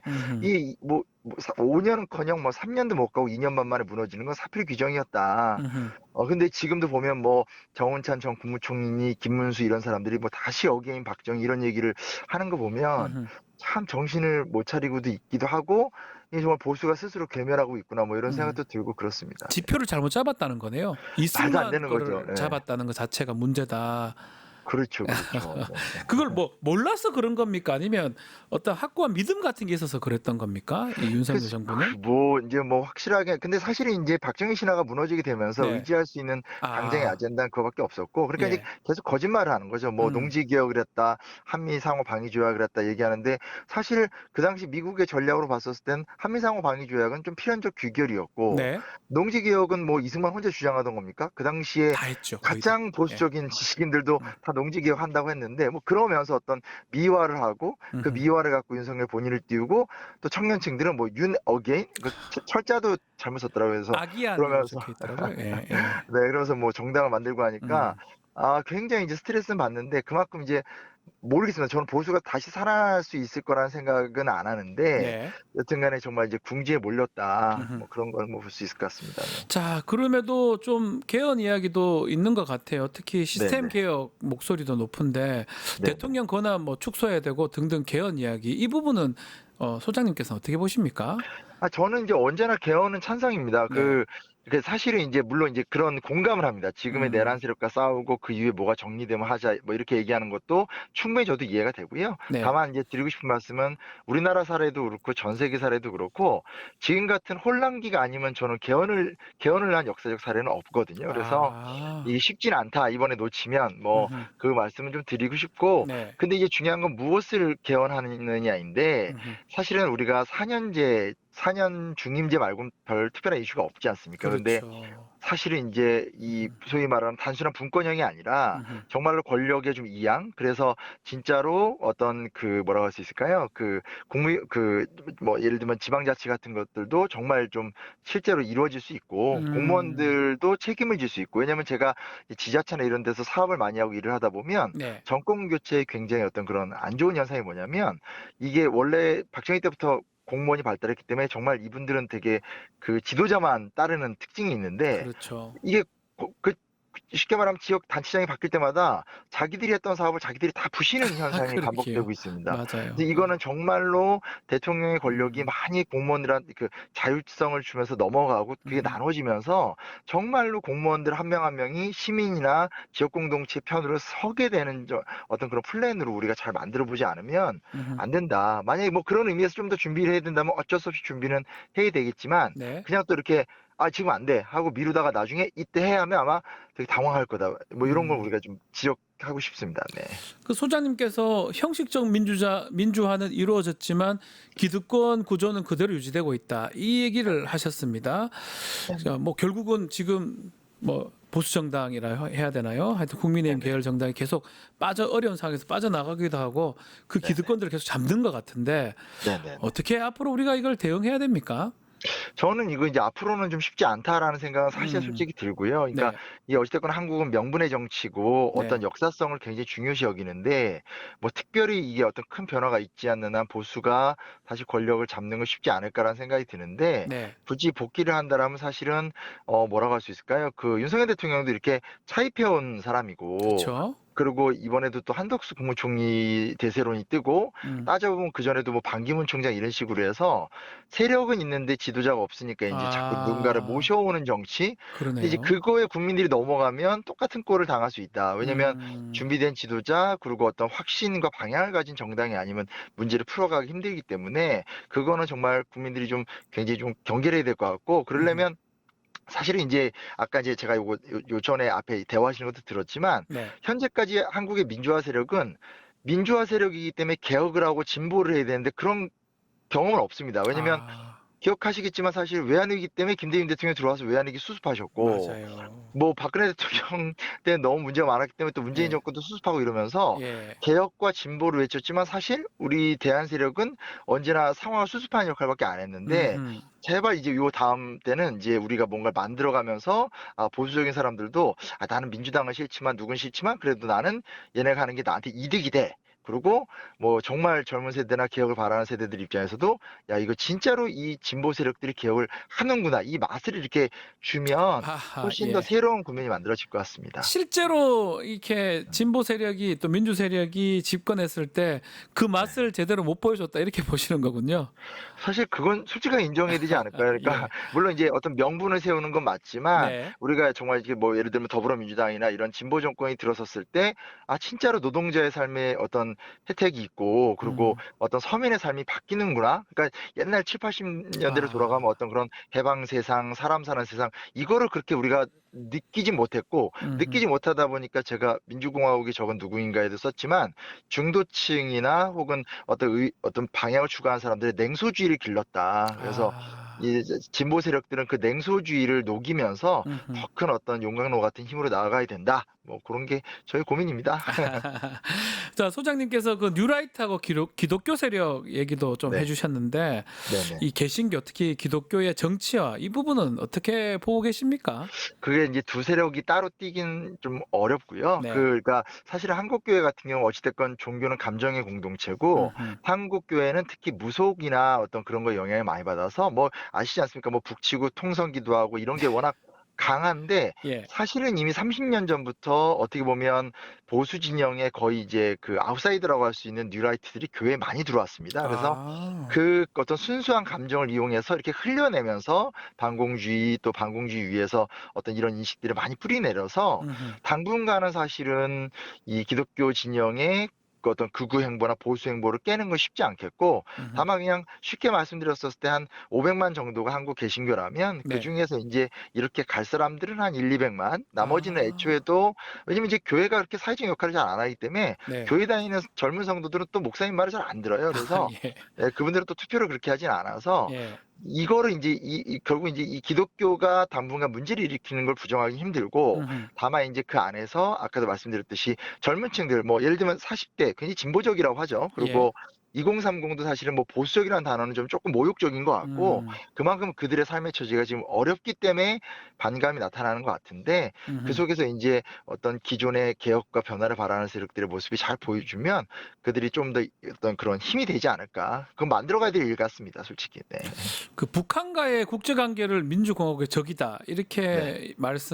삼는 것도 눈에 띄는데 이건 어떤 의미로 지금 해석을 해야 됩니까? 그러니까 이제 사실은 우리가 이게 지난 12월 달부터 네, 모든 국민들이 정치에 말려들어서 너무 맞습니다. 힘들고 예, 사실 저도 제 영역은 아닌데 별로 간섭한 영역은 아닌데 저마저도 이렇게 책을 쓸 정도가 됐던 상황인데요. 네, 이제 제가 꼭 말씀드리고 싶었던 게 뭐냐면 두 가지인데 하나는 북한에 대한 담론을 다 잃었습니다. 그러니까 보수는 원래 사실은 어찌됐건 남북 관계를 중요시 여기고 그리고 중국과의 관계도 개선하고 이게 원래는 적어도 이명박 대통령까지는 왔었던 아젠다거든요. 네, 근데 박근혜 정권 후반기 때 기억나시겠지만 전반기만 해도 시진핑 주석과 사이도 좋았고 그 맞어요. 천안문 막루에도 올라가고 네, 제가 기억나는 건 하얼빈의 그 안중근 기념관도 이제 박근혜 대통령이 요청한 걸 시진핑 주석이 확대해서 되게 맞아요. 좋게 지어준 거잖아요. 사이가 근데 좋았어요. 통일은 네. 대박이다 뭐 이런 얘기도 하고요.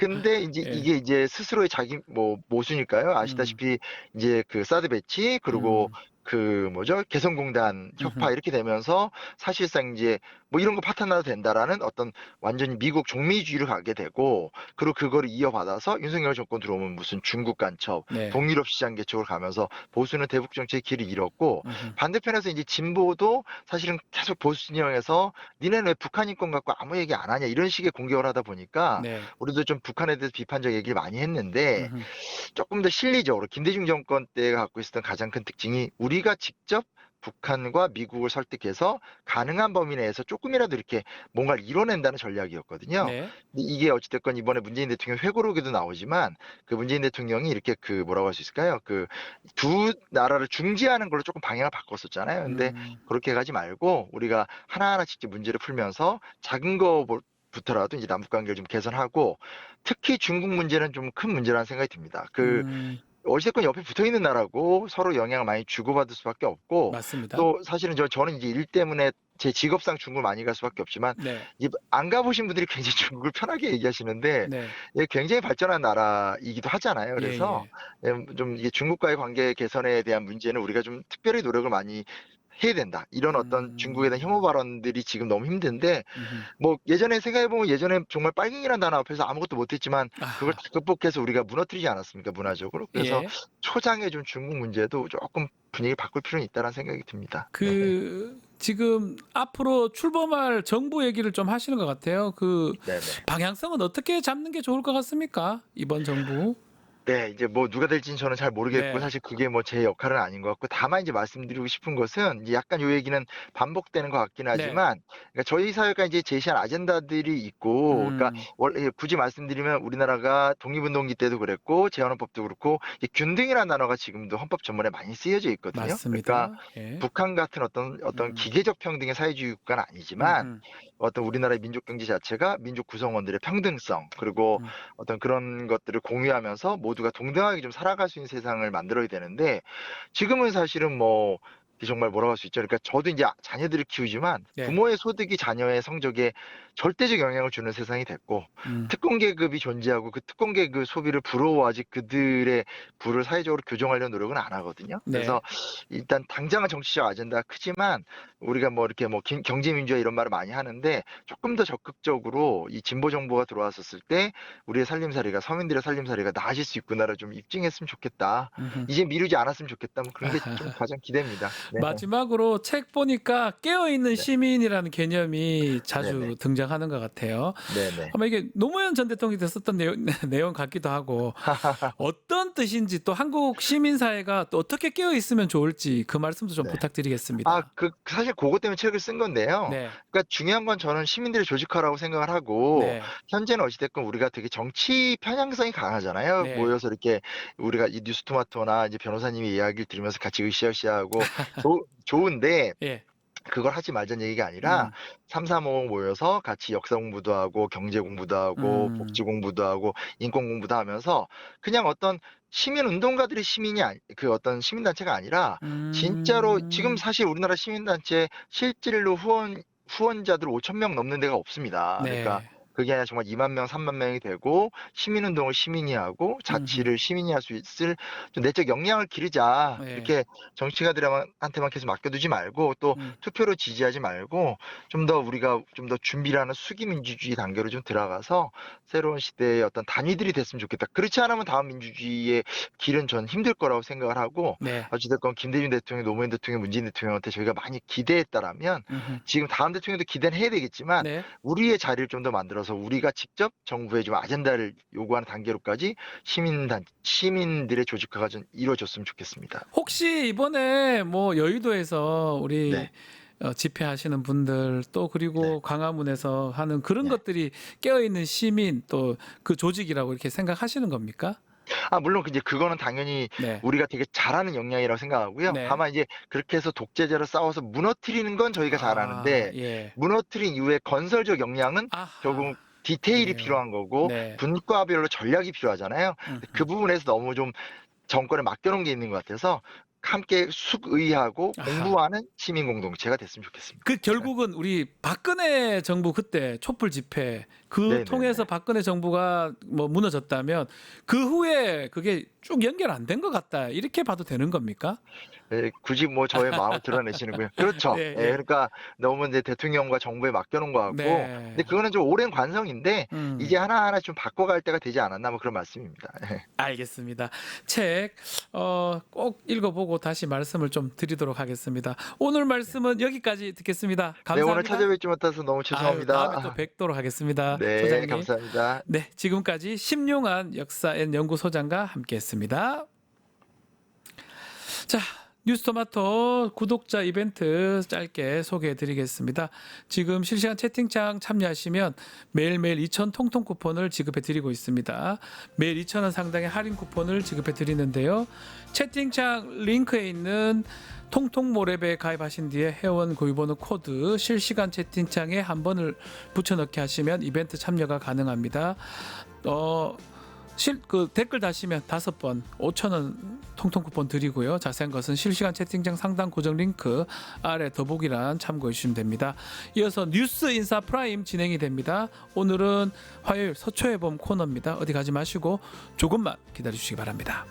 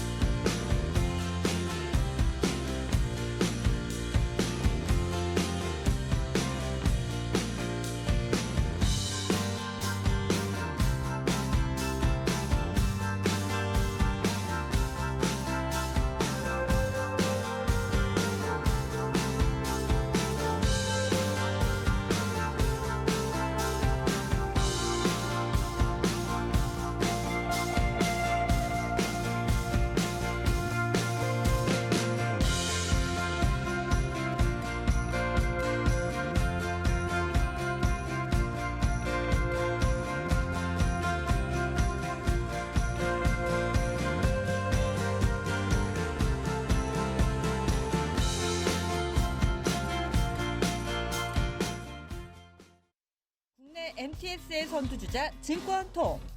모든 투자 자산을 한눈에 오케이. 투자 고수의 거래 내역을 구독하고 주식 투자를 더 쉽게. 거슬리는 하단 광고도 노에드 가입하면 더 넓고 더 많아지는 나의 관심 종목들. 쉽고 빠른 주식 투자 증권통.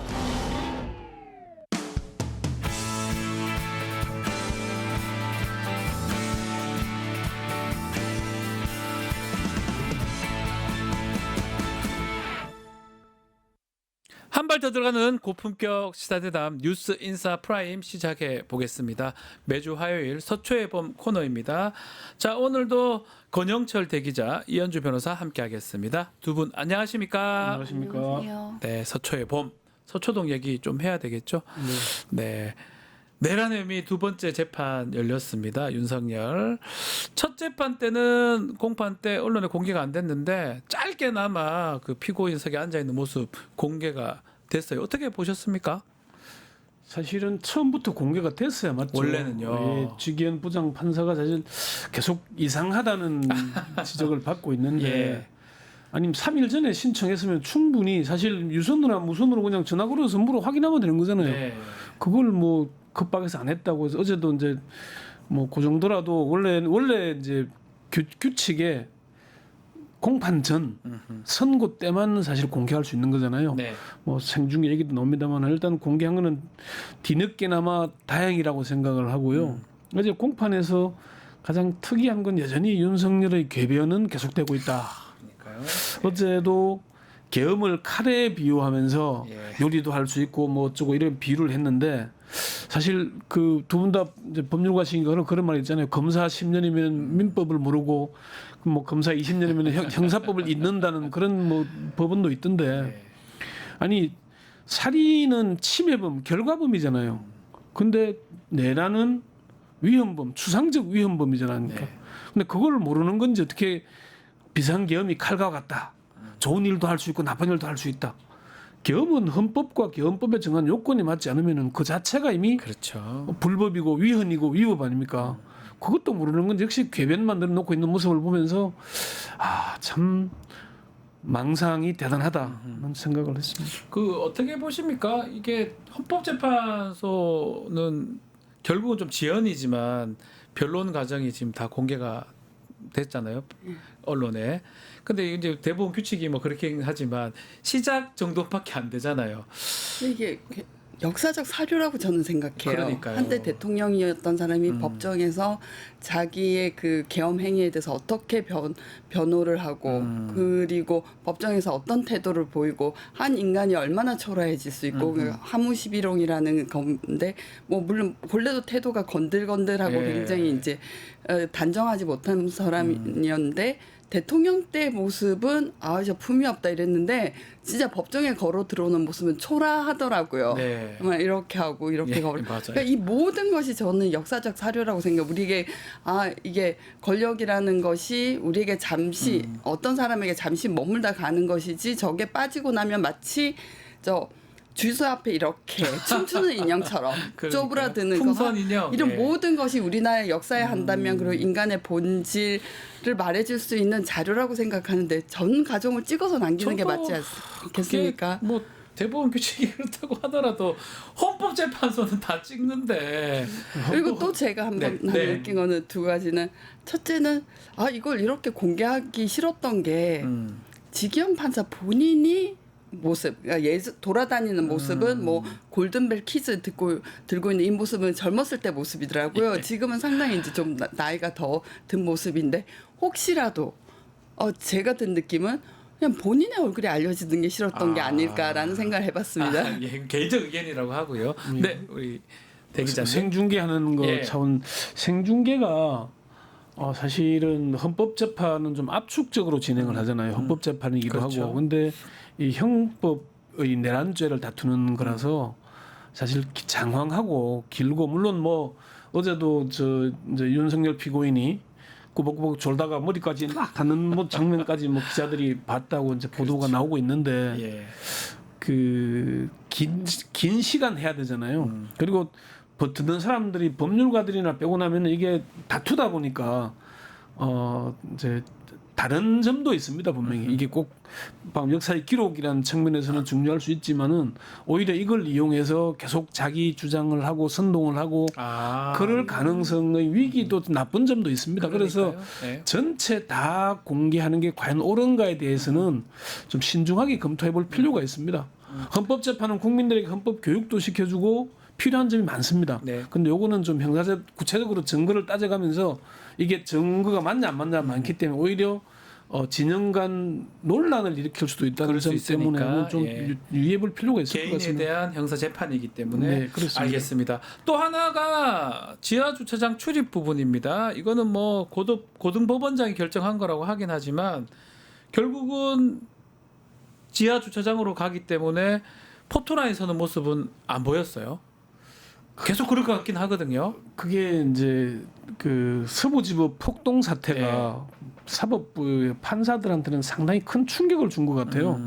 그래서 아마 그런 것 때문에 좀 긴장을 하고 있는 모습이긴 하긴 한데 근데 윤석열 자기가 검찰총장까지 검사를 하면서는 수많은 피의자들을 아직 무죄 추정의 원칙인데도 불구하고 다 포토라인 세워서 다 창피를 줬잖아요. 본인이 세웠죠 많이. 근데 본인은 피해요.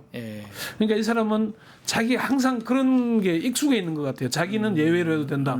나만은 특별하다.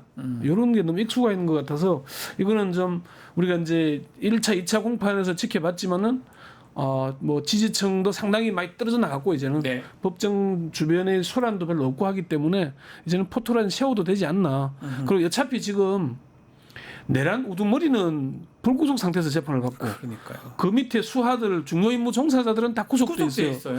이런 불공평 불형평은 사실 빨리 개선해야 되기 때문에 다른 거라도 좀 빨리 재구속이 필요하지 않나. 재구속한다면은 수의 입은 모습으로 출두하는 모습.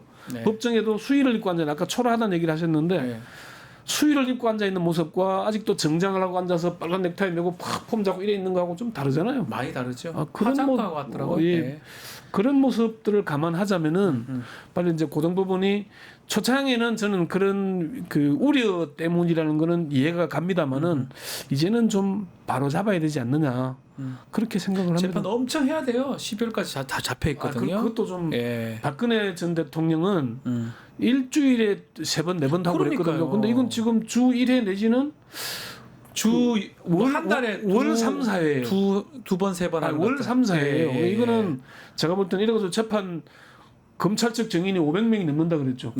그럼 지금 언제 재판 끝내려고 그래요? 그러니까요. 재판만 한 8년 할 건가요? 그러다 보니까 지금 기피 신청 촉구했습니다. 지기현 판사, 지금 내란 진상조사단 위원들 민주당 뭐 기피, 뭐 회피 이런 것들 가능하다고 봅니까? 네, 민주당 의원들은 하나의 그 수사? 그냥 로서 하고 있는 것으로 제스처 보입니다. 해달라고? 왜냐하면은 지금 법원의 사건들 중에 기피 신청이 받아들여진 전례가 없습니다. 기피 신청을 우회해서 재배당이라는 걸 하죠. 그래서 이게 좀 뭐 모류의 신화 이런 걸 살짝 법원도 갖고 있는데 아니 법정에서 우리 판사가 그런 태도를 보여서 불공정한 재판을 할 우려가 있다라는 걸 그 결정문에 남기는 게 오점이라고 생각하는 거죠. 그래서 이때까지 전례를 보면은 뭐 그 삼성 이재용 부회장 영장을 기각했던 판사가 하필이면 형사사건 배당을 받거든요. 그때도 재배당을 했었고 이후에 또 재판을 진행하다 보니까 최순실의 독일 정착을 도왔던 사람의 사위가 그 재판부의 부장판사였습니다. 예, 그때도 재배당했습니다. 기피 신청 뭐 그래서 변호사들도 하고 싶지만 안 하죠. 정말 마음은 꿀떡 같지만 안 합니다. 왜냐면은 어차피 안 받아들여질 거고 그 재판하고 계속 얼굴 보고 재판하면 굉장히 불편합니다. 그러니까 재배당이라는 걸 오해해서 하긴 하는데 이번에는 이제 이게 민주당에서 기피 신청을 촉구하는 건 압박용일 거고요. 이미 심우정 총장이 지기현 판사가 구속 취소를 할 때 즉시 항고도 안 했잖아요. 뭐 뭘 가지고 자기들이 기피 신청을 하겠습니까? 이 재판부에 하는데 국민들이 법에도 어긋나는 걸 즉시 항고도 안 했던 사람이 뭘 가지고 이 뭐 기피 신청을 낼 수 있겠어요? 기피 신청은 압박용 정도밖에 안 된다. 공판 내용. 근데 저 지기현 부장판사가 좀 생각을 깊이 한다면 본인이 재배당 신청을 먼저 재배당 스스로. 요청을 먼저 스스로. 하는 게 맞겠죠. 왜냐하면은 지금 그 사유 중에 하나는 뭐 구속 시간 계산도 있지만 또 하나는 수사권이 없는 것 같다. 뭐 공수처 수사권이 없는 것 같다라는 이유도 있죠. 그러면은 이거는 만약에 진행을 해서 재판을 하면 양쪽으로부터 모두 불신을 살 수 있다고 봐요. 왜냐면 윤석열 지지자 쪽으로는 아니 그때 수사권 없다고 한 거 아니었어. 근데 왜 이렇게 공소기각을 안 하고 재판을 하는 거지라는 그런 의혹을 살 수 있고 또 하나는 명백하게 이분이 잘못하는 게 그 시간 계산에서 체포 적부심이 있었는데 그 시간을 빠뜨렸거든요. 그럼 법률에 형사소송법 규정이 없다고 했는데 있습니다. 그러니까요. 그러면 본인이 가오일 수 있는데 이거 의도한 거 아니야? 뭐 책 잡힌 거 아니야? 저쪽에 뭐 뒷조사 당하고 약점 잡혀 있나? 이거는 그러니까 사실이 아니더라도 그런 생각을 할 수 있기 때문에 본인이 먼저 재배당 요청을 하는 게 맞다고 저는 생각해요. 근데 그건 이제 재배당 요청하자면은 지기현 판사가 내가 잘못했다고 인정하는 때이기 때문에. 근데 저도 그래서 그 이제 판사 출신 뭐 변호사들 여러 사람한테 물어보니까 그 좀 이상하긴 한데 아직 선을 넘은 것 같지는 않다. 그러니까 우리가 그 재판은 결과도 중요하지만 외관도 중요하다고 그러잖아요. 맞습니다. 근데 지금 외관이 흔들리고 있는 건 맞거든요. 누가 봐도 뭔가 윤석열에게 특혜만 계속 주고 있는 것 같은 느낌을 주고 있기 때문에 재판 결과도 특혜 주는 건 아니냐는 인상을 가질 수 있는 것 때문에 지금 논란이 있는 건데 이제 판사 출신 변호사들 법조인들이 볼 때는 그 서부지법 폭동에 너무 좀 충격을 받은 것 같다. 그 부분이 그래서 예. 자기 재판을 논란 없이 흠결 없이 끌고 싶어 하는 게 너무 좀 강조되다 보니까 특혜의 시비가 일리 있는 것 같다는 얘기를 하더라고요. 그래서 조금 더 지켜보면서 네. 아마 이게 민주당이 뭐 기피 신청하라고 요구하더라도 검찰은 안 할 것이고 네. 사실 제일 가장 핵심은 지금 윤석열 내란 우두머리 윤석열을 재구속해야 되는 건데 그게 크죠. 지금의 검찰 심우정 이창수 체제에서 재구속을 할 리가 별로 없는 것 같고 결국은 정권이 바뀐 다음에 검찰 인사를 이후에 우리가 검찰의 태세전환을 빨리 할 걸로 봤는데 네. 여전히 뭔가 기대감을 가지고 있는 건지 태세전환을 안 하고 있어요. 그래서 그런 점 때문에 내란 관련된 거는 재구속이 안 된다는 건 두 분이 더 잘 아시잖아요. 네. 그러니까 다른 걸로 빨리 하려면은 검찰이 지금 맡고 있는 것도 있거든요. 뭐 경호처 수사, 비아폰 서버 이것도 지금 수사를 못하게 네. 계속 지금 맡고 있는 거잖아요. 경호처가 맡고 있고 검찰이 맡고 있고 이런 상황이기 때문에 지금은 재판부를 흔들어서 사실 결과적으로 좋을 일은 별로 없는 것 같고요. 뭐 그래서 재판부가 법과 양심에 따라서 하리라고 기대를 하고 감시는 하되 네. 그런 정도가 맞지 않는가. 오히려 빨리 검찰이나 수사기관으로 하여금 재구속을 하게끔 빨리 영장 다른 범죄로 이제는 뭐 불소추 특권이 사라졌기 때문에 그러니까요. 빨리 재구속을 하는 쪽으로 좀 촉구를 하는 게 더 바람직하지 않는가 저는 그렇게 생각을 합니다. 2차 공판 하나하나 좀 들여다보면 증인들이 나왔습니다. 1차 때 하고 뭐 조성현, 뭐 김형기 두 사람 증인이 나와서 증언한 게 좀 눈에 띄었는데 특히 조성현 이제 수방사 경비단장이죠.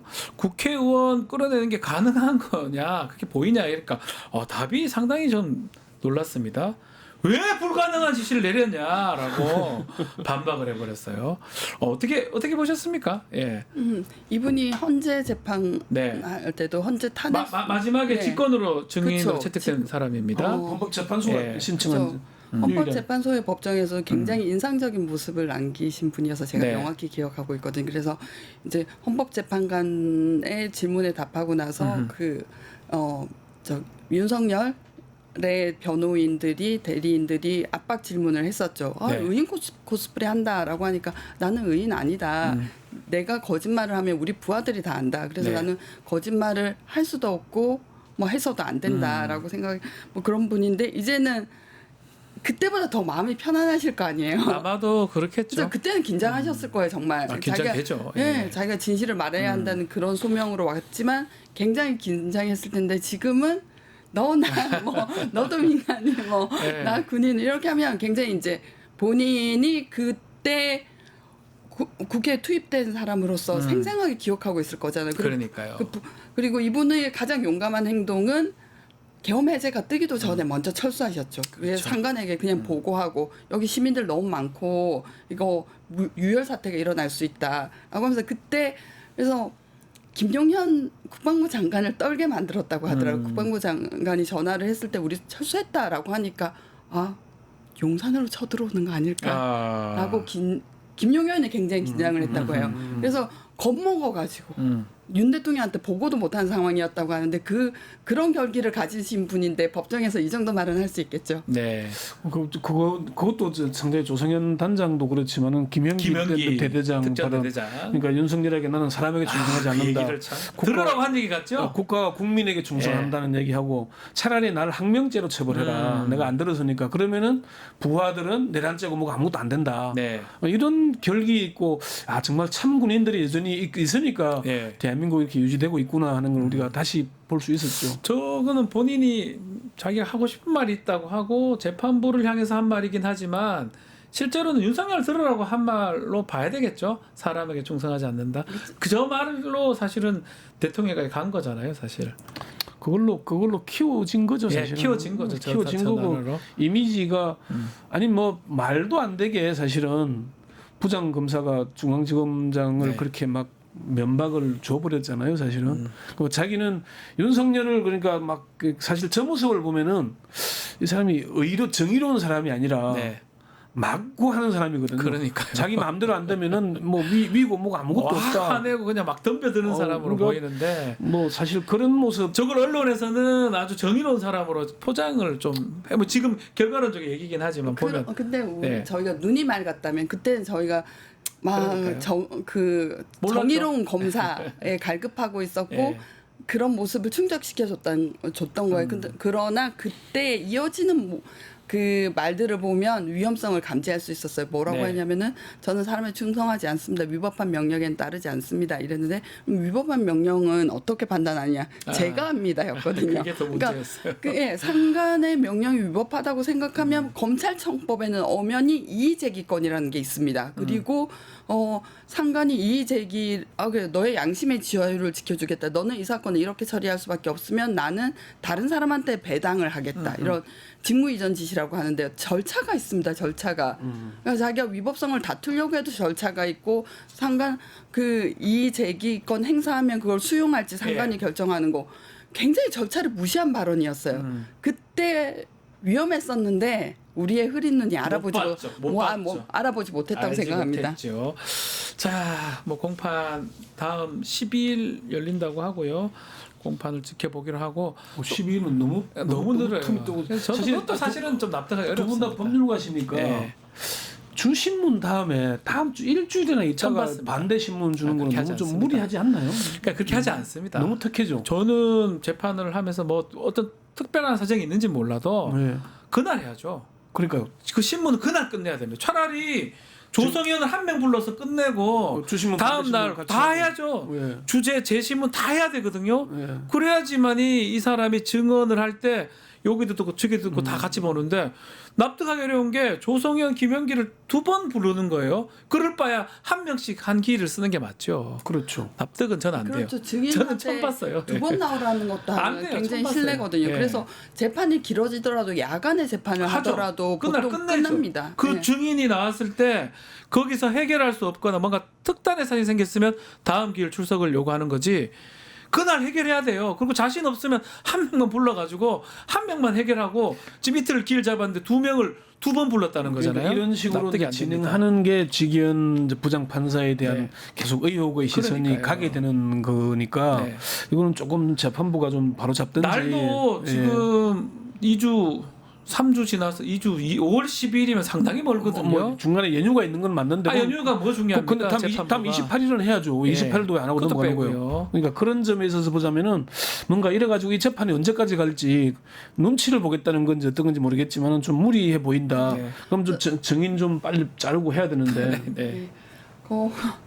구속 취소할 때부터 이 사람의 그 보이는 직위원 부장 판사의 내면이 비치는데 나는 이 사건 하기 싫어해요.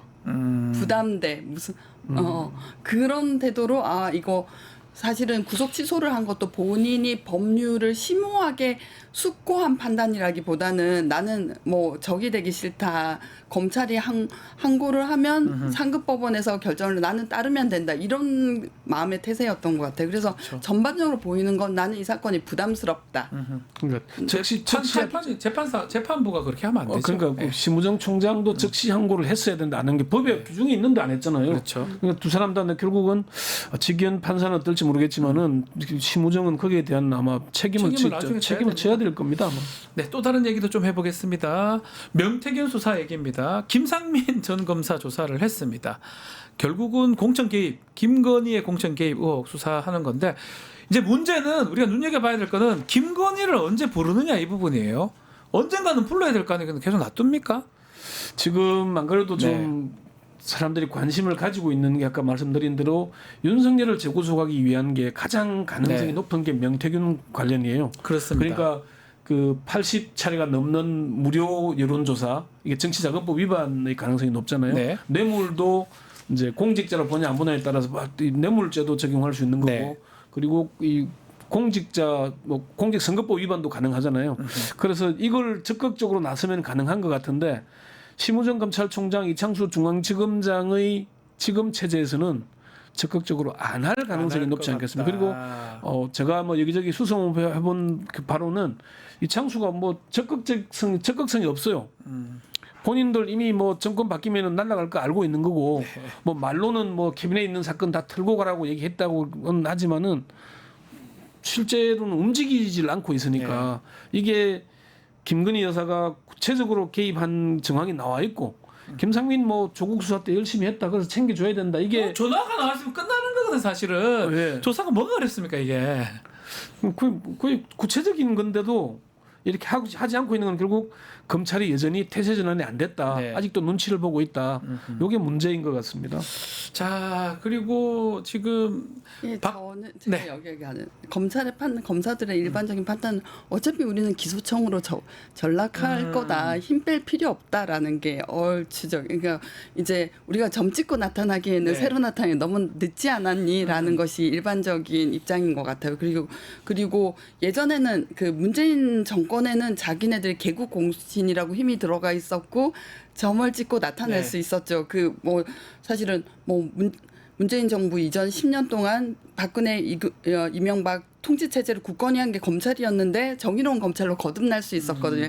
근데 지금은 어차피 늦었다. 우리가 뭘 하든 우리는 기소청으로 떨어진다. 힘 뺄 필요 없. 상관하고 그 이창수나 뭐 심우정하고 싸워가면서 우리가 왜 무리하겠느냐라는 게 대체적인 거고 또 두 번째는 이게 이 사람 그 명태균 수사팀에서 김건희를 수사하면 막 환호를 받는 것이 아니라 오히려 그러면 도이치모터스는 언제 할 겁니까? 디올백은 언제 할 겁니까? 오히려 동료들을 어렵게 할 수 있거든요. 그래서 저는 안 한다는 쪽에 그게 그럼 염치가 있었어요? 아니면 자포자기한 거예요?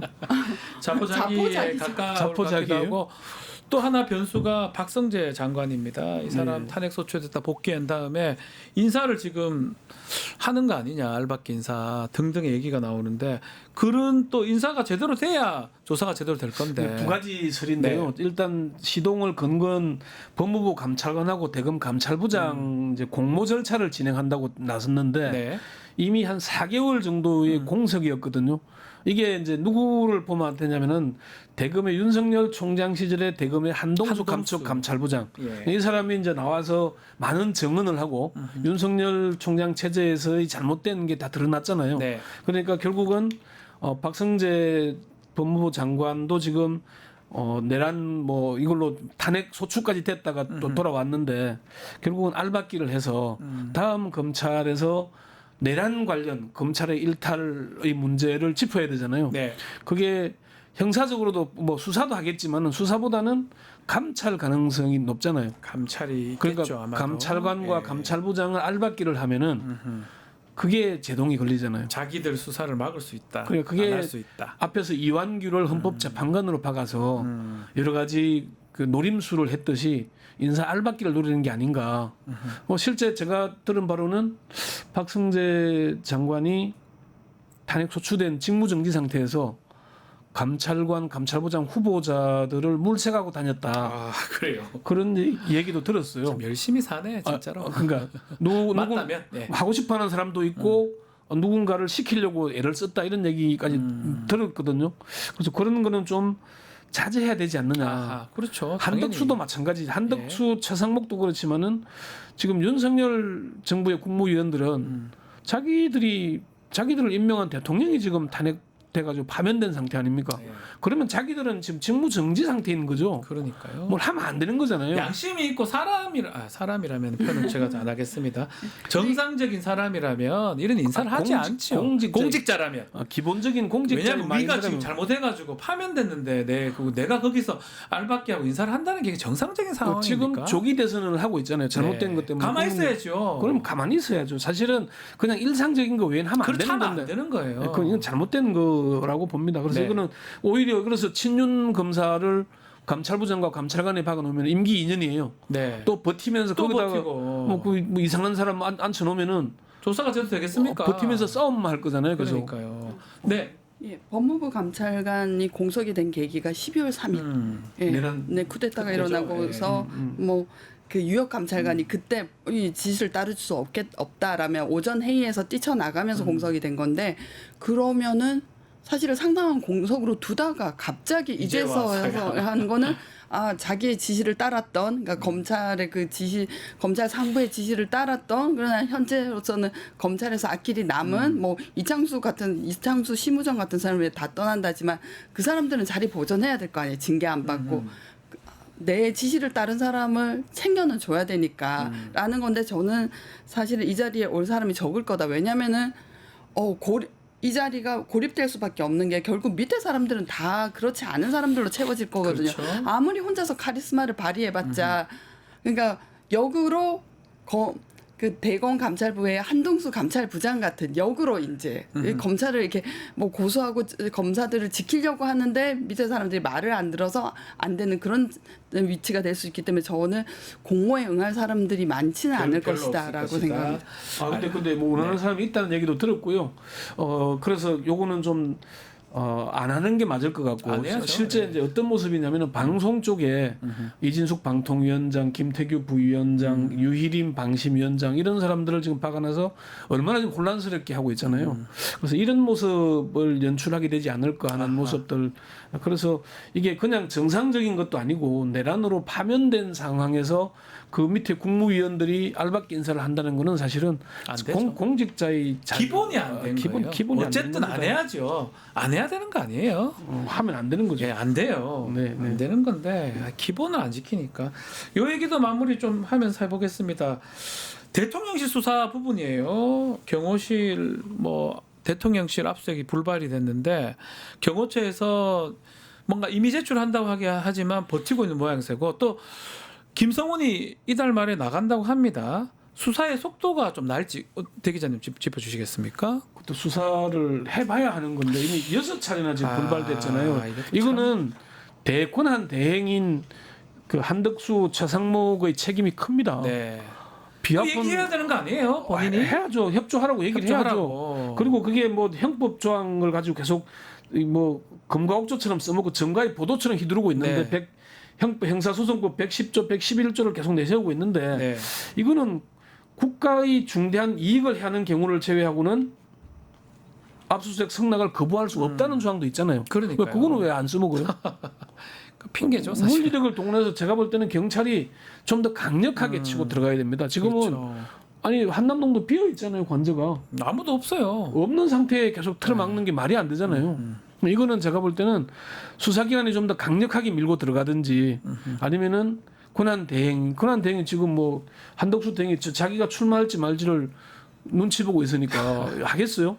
그래서 이거는 좀 제가 볼 때는 좀 강력한 조치가 필요한데, 정권이 바뀐 뒤에 이미 증거인멸이 지금 많이 이루어지고 있을 겁니다. 사실 우리가 뭐 멀리 볼 것도 최상병 사건도 지금 시간이 많이 흘러서 그때 했어야지 잡을 수 있는, 찾아낼 수 있는 것들이 많이 소나기에서 모래처럼 없어진 것 같거든요. 뭐 하긴 하겠지만 시간이 되면. 지금도 이종섭조차 아직 부르지도 못하고 있잖아요. 그러니까 이종섭을 불러야 윤석열로 갈 텐데. 뭘 할 건데 한 명도 중간에 뭘 못 부르는 이유가 증거 자체를 확보를 전혀 못 하고 있는 거거든요. 공수처조차도 지금 뭐 내란 잔부를 정리한다고 바빠서 못 한다 그러는데 공수처 수사력이 너무 적잖아요. 그러니까요. 그 검사 7명 임명도 안 하고 있고 이런 상황이다 보니까 여전히 내란이 아직도 지속되고 있다라고밖에 볼 수 없는 상황이거든요. 시간이 흐를수록 증거는 없어지고 힘이 떨어집니다. 지금도 그러니까 사실은 많이 흘렀다고 봐야 되는데요. 경찰이 강력하게 나서야 되는데 경찰의 지금 수장이 지금 없는 상태잖아요. 그렇죠. 그리고 나머지는 다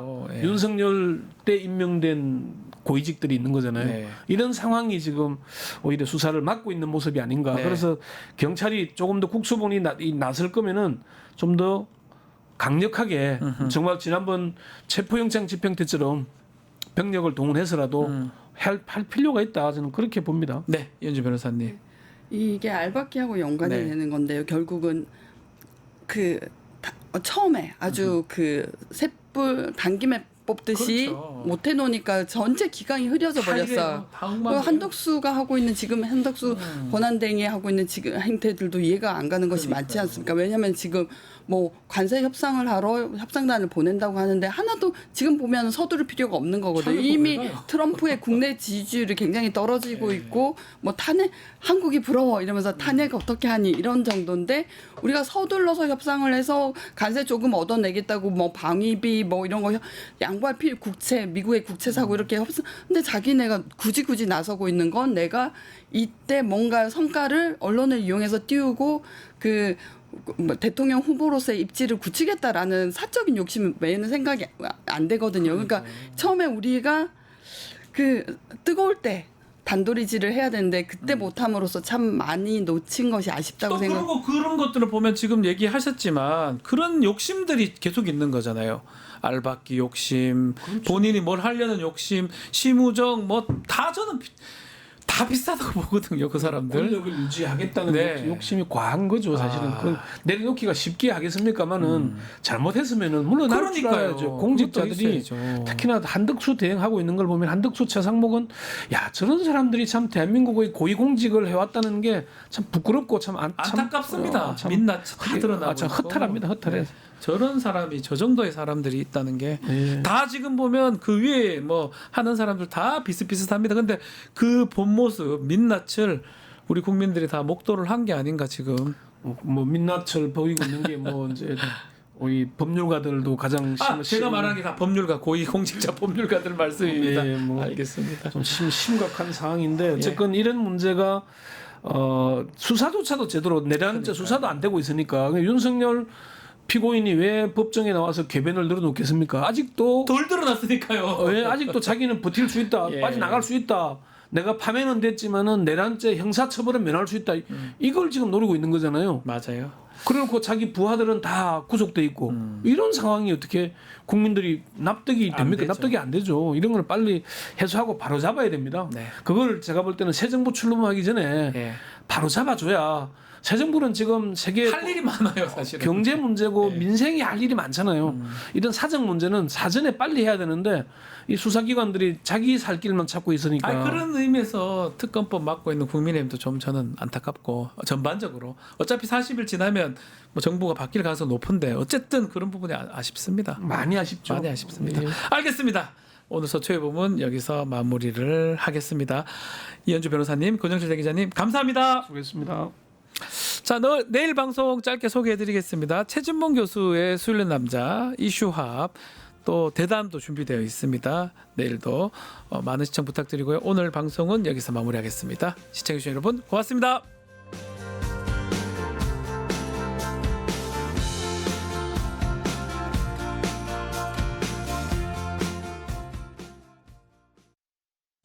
뉴스토마토 K평화연구원이 12.3 내란을 막아낸 시민영웅 1000명 찾기 프로젝트를 진행합니다. 비상계엄 선포 이후 국회, 광화문, 남태령, 한남동 공관, 헌법재판소 등지에서 내란을 막고 탄핵 소추를 이뤄낸 시민영웅 1000명을 찾아내 대한민국 민주주의의 역사로 기록하고 시상의 본보기로 삼음으로써 민주주의를 더 널리 확산하기 위한 프로젝트입니다. 이 과정에 직접 참여했거나 참여자를 추천해 주실 분들은 우측 제보하기 QR코드나 아래 메일로 추천 및 제보해 주세요. 민주시민 여러분의 많은 참여 바랍니다. 뉴스토마토 K평화연구원과 함께 해주실 분들의 추천 제보 및 후원을 기다립니다.